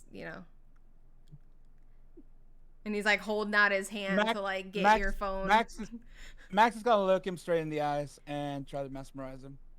Oh, okay.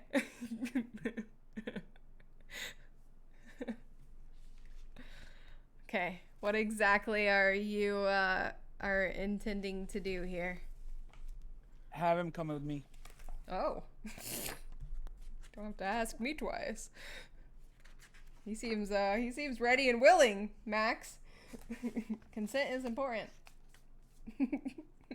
You're gonna need to mesmerize him. Okay. Go ahead and do your rouse check.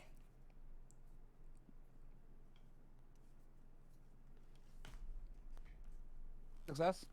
6. Alrighty. And what is your command exactly? To follow me, pretty much. Okay, so you just say follow me. Yeah. Okay, and you turn and do you leave? Where do you go?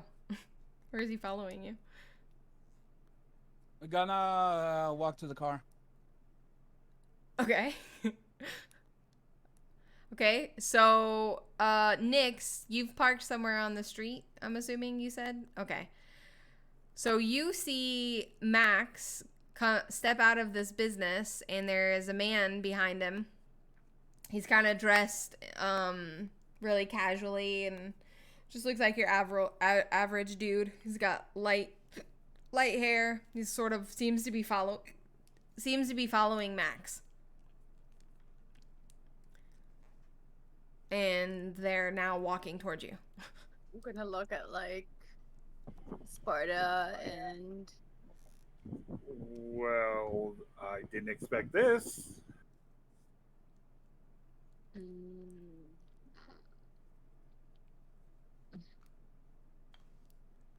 Let's see where it goes. Hopefully they don't notice he's gone. Okay, so Christopher follows you to the car. Once you get to the car, what exactly are you doing?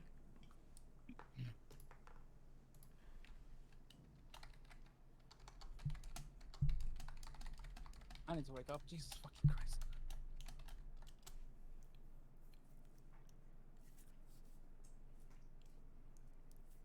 Alejandro's gonna open. Oh, Alejandro, wait. Wow, are you okay? I'm sleepy. Leave me alone. Max is gonna knock on Nix's window.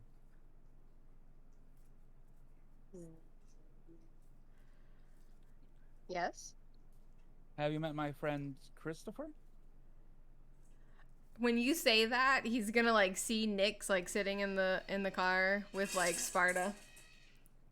He's gonna be like, "This is like a group thing. I thought it was gonna like be me and you. I followed you out here, Look at me. Listen. but Listen.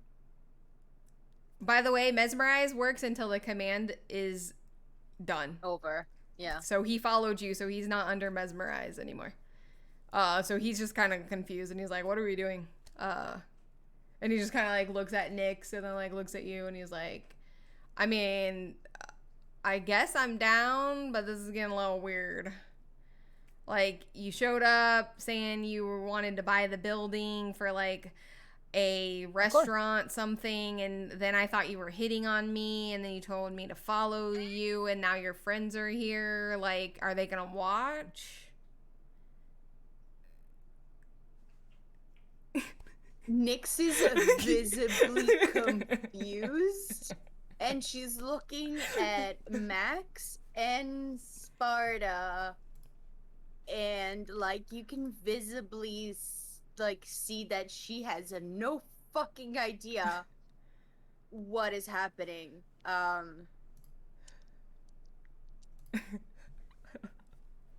Sparta's gonna look at Max and say, "Max, I didn't know you were gonna bring somebody else to the party. Are you gonna share?" I mean, And his eyes kind of like go wide a little, and he's just kind of like, And Sparta's chuckling. You didn't actually want to open a restaurant, did you? This is actually, I do. this is starting to not make a whole lot of sense. You know what? But Is there a lot of people around? yeah, you're right in front of a hotel, and you're in the French Quarter. There's loads of bars. There's people everywhere. A lot of the bars in the French Quarter are open. Like, they don't have doors and walls. Like, it's just like you just walk into them. So everyone can see out into the streets in this particular area. That's why the French Quarter is like kind of a dangerous area for you guys to do shit, like Nick said, because it's all open. It's not private. Exactly. So yeah, there's people around for sure. I'm gonna turn on awe. Okay. And I'm gonna be like, "Hi. Hey, You're cute. thanks. Could you just like wait for a second, like just right here? I need to like speak with Max. Just Okay. like with him, just very fast." Sure. No problem. Okay. And he kind of like takes Thank a you, few honey. steps away, and he's just kind of like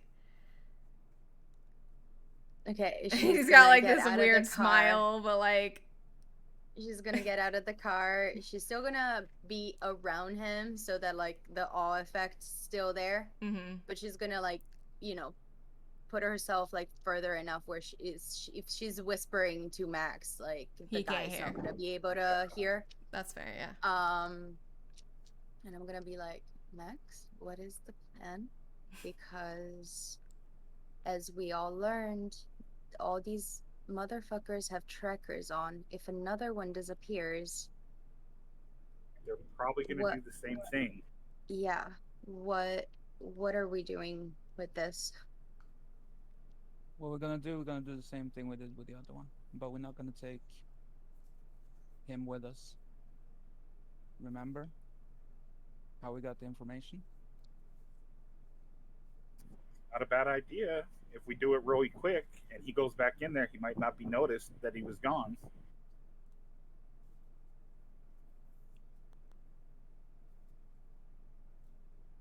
So get him in the car and I'll do it. Okay. And then What's just his send him on name? his way. Christopher. Okay. Hence I grabbed him. Okay. She's gonna step back and go back to the guy and be like, "So, Christopher, do you want to like just hop in the back of the car with us?" I feel like I shouldn't, but okay. I don't Oh, know. don't worry about it. Nothing is gonna happen. It's just fun. Okay. Okay. Okay. And he just kind of like he seems willing but like confused. He's just like, I don't understand anymore. Like, what is happening? Okay, she's gonna open the back door and like usher him in. Have Max hop on in the back. She's gonna go hop in the front again. She's not gonna move, but she's gonna turn the car on just in case anything happens. Okay. Christopher, would you look me in the eye, please? He's staring at Nyx in the rearview mirror. He's just staring at her like.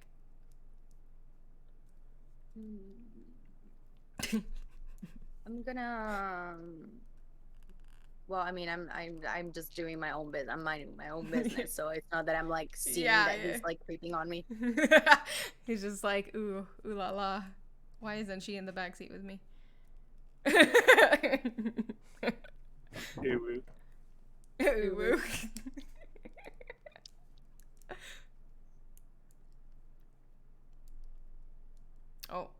Oh, you froze for a sec. Okay.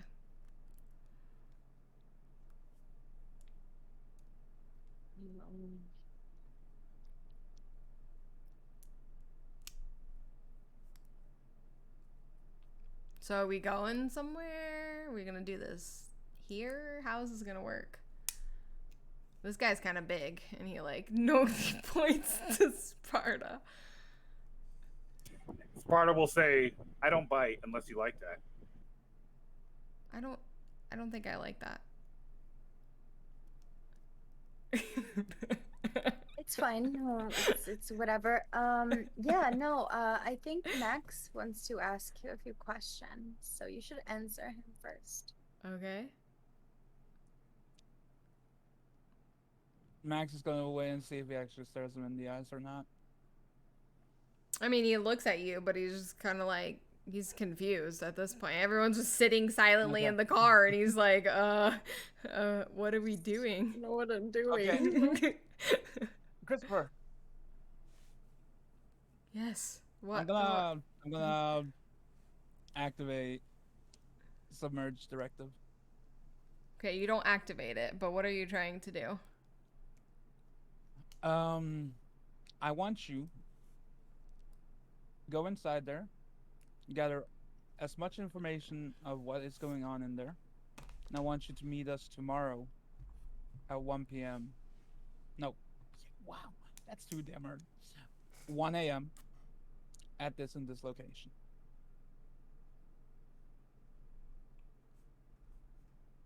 Okay.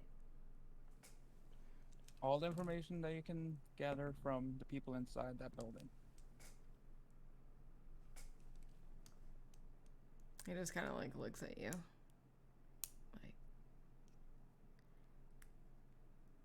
yeah, this is definitely weird.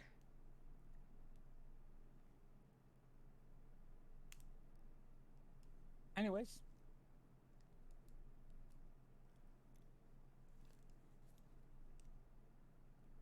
I think we had a good meeting. I will give a call to the people that owns the building to see if I can buy it, and hopefully we will get a food shop going there as soon as we can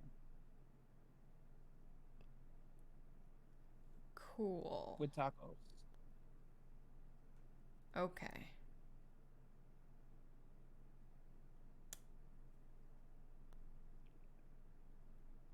He just sits there awkwardly staring at everyone like, Max is gonna get out of the vehicle and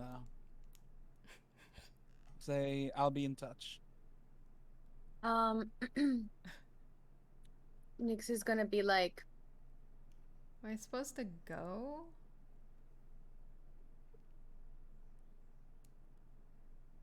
He just kind of like pushes open the door and he's like, okay, Bye, Oh, Christopher. bye. Christopher. No wait. Mm, if I no, not mesmerize it, but use cloud memory, does that affect the submerge directive? No.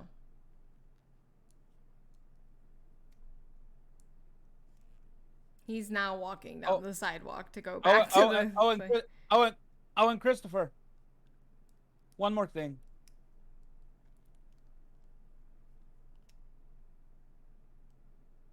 Dude, you Max are fucking activate. weird. And he like stops for a second and just like looks at you, and he says that and turns Activates and cloud starts memory. walking. Okay, he's walking away from you. You keep just awkwardly pausing and staring at him. Okay. So he's like, All right, Christopher. One more thing about the food, about the tacos. This is yeah. actually important because if I do open this, I want to hear from the people themselves what they like in night food. And you came up with the idea of tacos.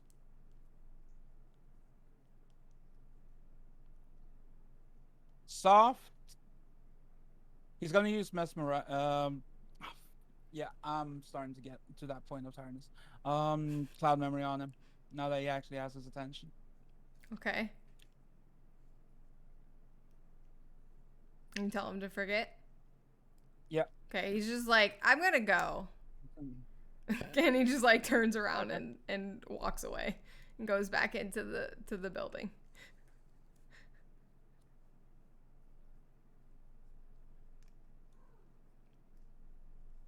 And he goes back inside. You guys can't see him anymore. Well, that went well. Yeah. I mean, at least we didn't get too much attention from outside, you know? True. Hopefully the Mostly. directive worked. Did you give the same address? I suppose that you gave the same address as like we gave to Scarlet, right? Yeah. Okay. I'm gonna message Colette Mm-hmm. and tell her what happened, that we like that what happened pretty much like in the shorter way possible and most concise way possible.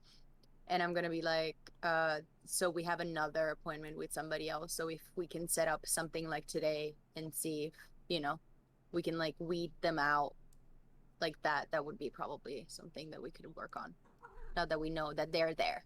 So Mm-hmm. like confirm the location, confirm what it is. If we're driving, but whenever we're driving back, I'm gonna ask Sparta to like take a picture of like the door or whatever, like the little business, so like we have exactly like a reference in case, you know, like she wants to send goals during the day or anything Mm-hmm. like that as well. And yeah, that's she's gonna do that. The car is still running, and then I guess like they're gonna go. Like I don't think there's anything else that we could do tonight, honestly. At least this way they shouldn't be suspicious of us.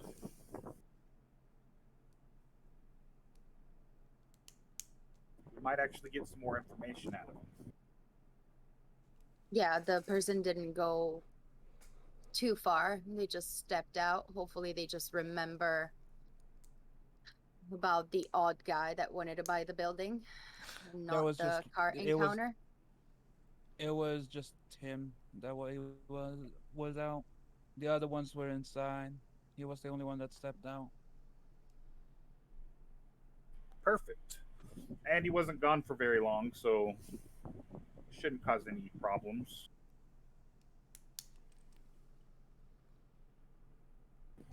Mm-hmm.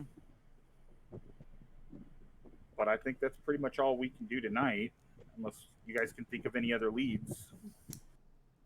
Yeah, just the fact that we don't know how many people were in there, it's definitely not the safest thing. Plus, there's way too many people around.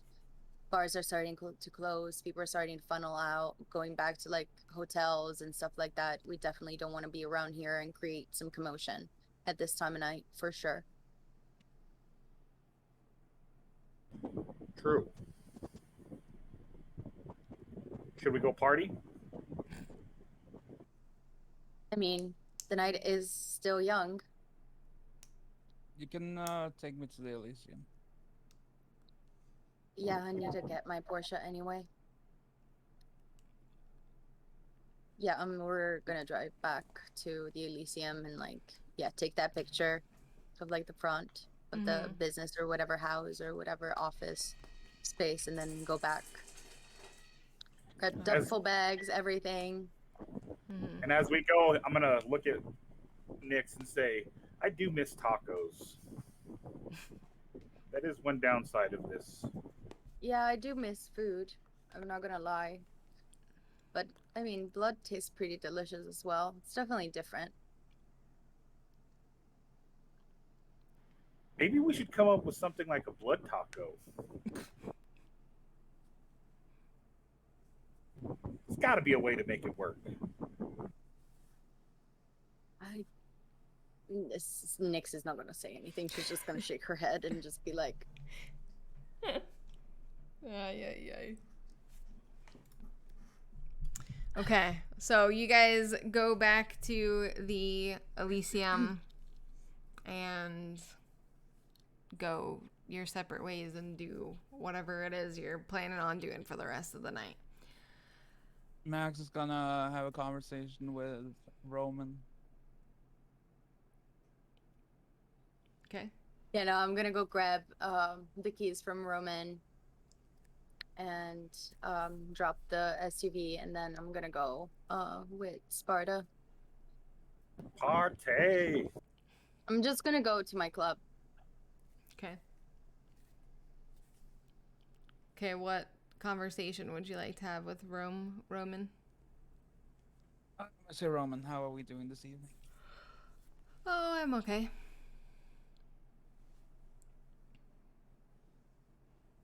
You don't seem that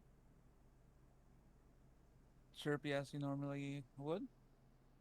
Is everything okay? Wouldn't describe myself as chirpy, but okay. Yeah? How is the author list going, by the way? I sent it to you. Did you not get it? I have not been at home for a couple of hours. Oh. I've been doing this work. Is Catalina around? No.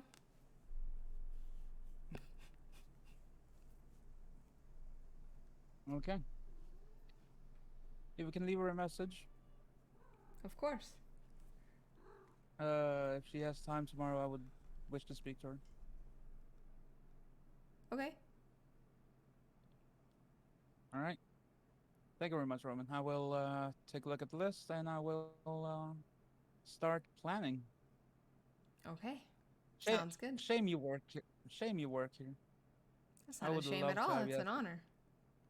I would love to have you as a night shift for that store. Oh, I could never 'Cause you give up seem this to- job. I This hope is I like can a find fucking someone- title, dude. He's like, fuck you, bro. I have like a title in the Camarilla. This isn't a shame. Do you know anyone that has the same passion for books as yourself that might be looking for a job? I don't think so, no. I don't have a lot of friends. I don't talk to a lot of people I see. outside of my work here.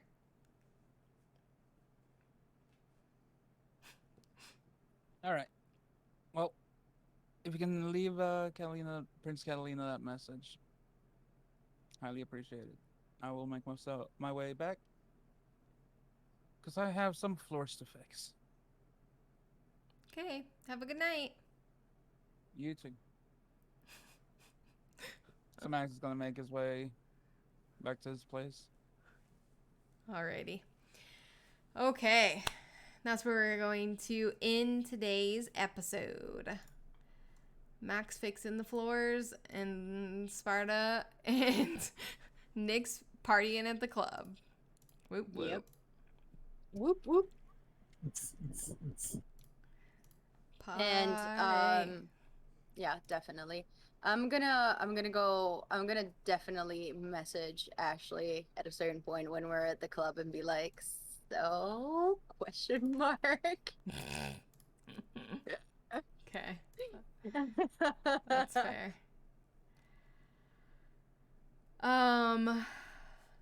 Okay. No one's streaming. Well, sad day. We don't have anybody to raid. No one's streaming yet. Our friends that usually start, they don't start till later because we changed our times.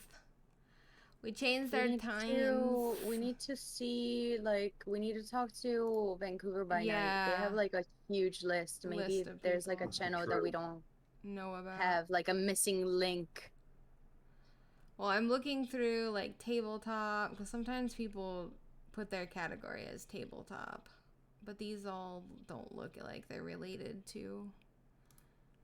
And I do follow a couple of like other tabletop channels, but none of them are live right now, so that's okay. Let's see. Maybe we can just raid a D&D group. They're tabletop. That'll work. Let's find a group that looks like fun. Oh, that's a rerun. Not them. They're not actually live. Lies! Straight from the pit of hell. Lies.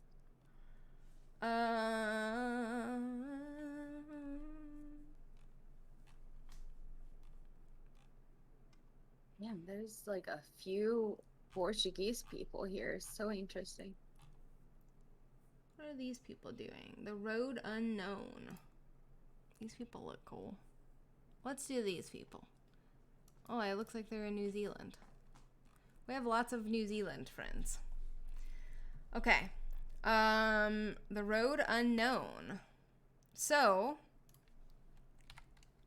if you guys, anybody that's still hanging around that's not in the Discord, go ahead and hop into the Discord. If you want to follow us on our own personal channels, we do stream other things as well on our personal channels. You can find us there at those links. And we will be live on Monday night for our episode recap where we discuss the session and answer any questions and different things like that. Talk about our favorite moments. And we'll see you guys then. We are going to go ahead and raid these people. They look like fun. It looks like they are... I can spell. They are playing... Oh, no, I can't, apparently. The Road Unknown. Cannot raid this channel. Okay. Why? Copy paste. They probably have like... can only be rated by friends or whatever. I think that's a setting you can do. Mm-hmm. Okay, well, I guess we're going to find a different raid because we can't raid those people. Sad day. While we find them, also a massive shout out and a massive thank you to for their Oh my god, that was amazing raid. Awesome. Yeah, thank you. Yeah. Oh, these people You just guys are ended. awesome.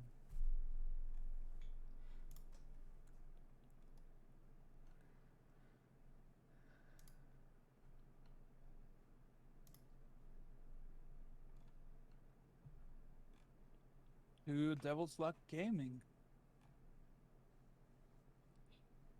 Yeah, that was something happened on my screen and it made it super loud. I don't think anybody heard what you said. I clicked on their stream and it started playing their video. What is this? A science fiction Okay, we're gonna do these people. I don't know what they're doing, but they're doing something, some sci-fi something. Ooh, sounds fun. We'll go check it out and figure it out together, eh? Okay. We will see you guys on Monday for the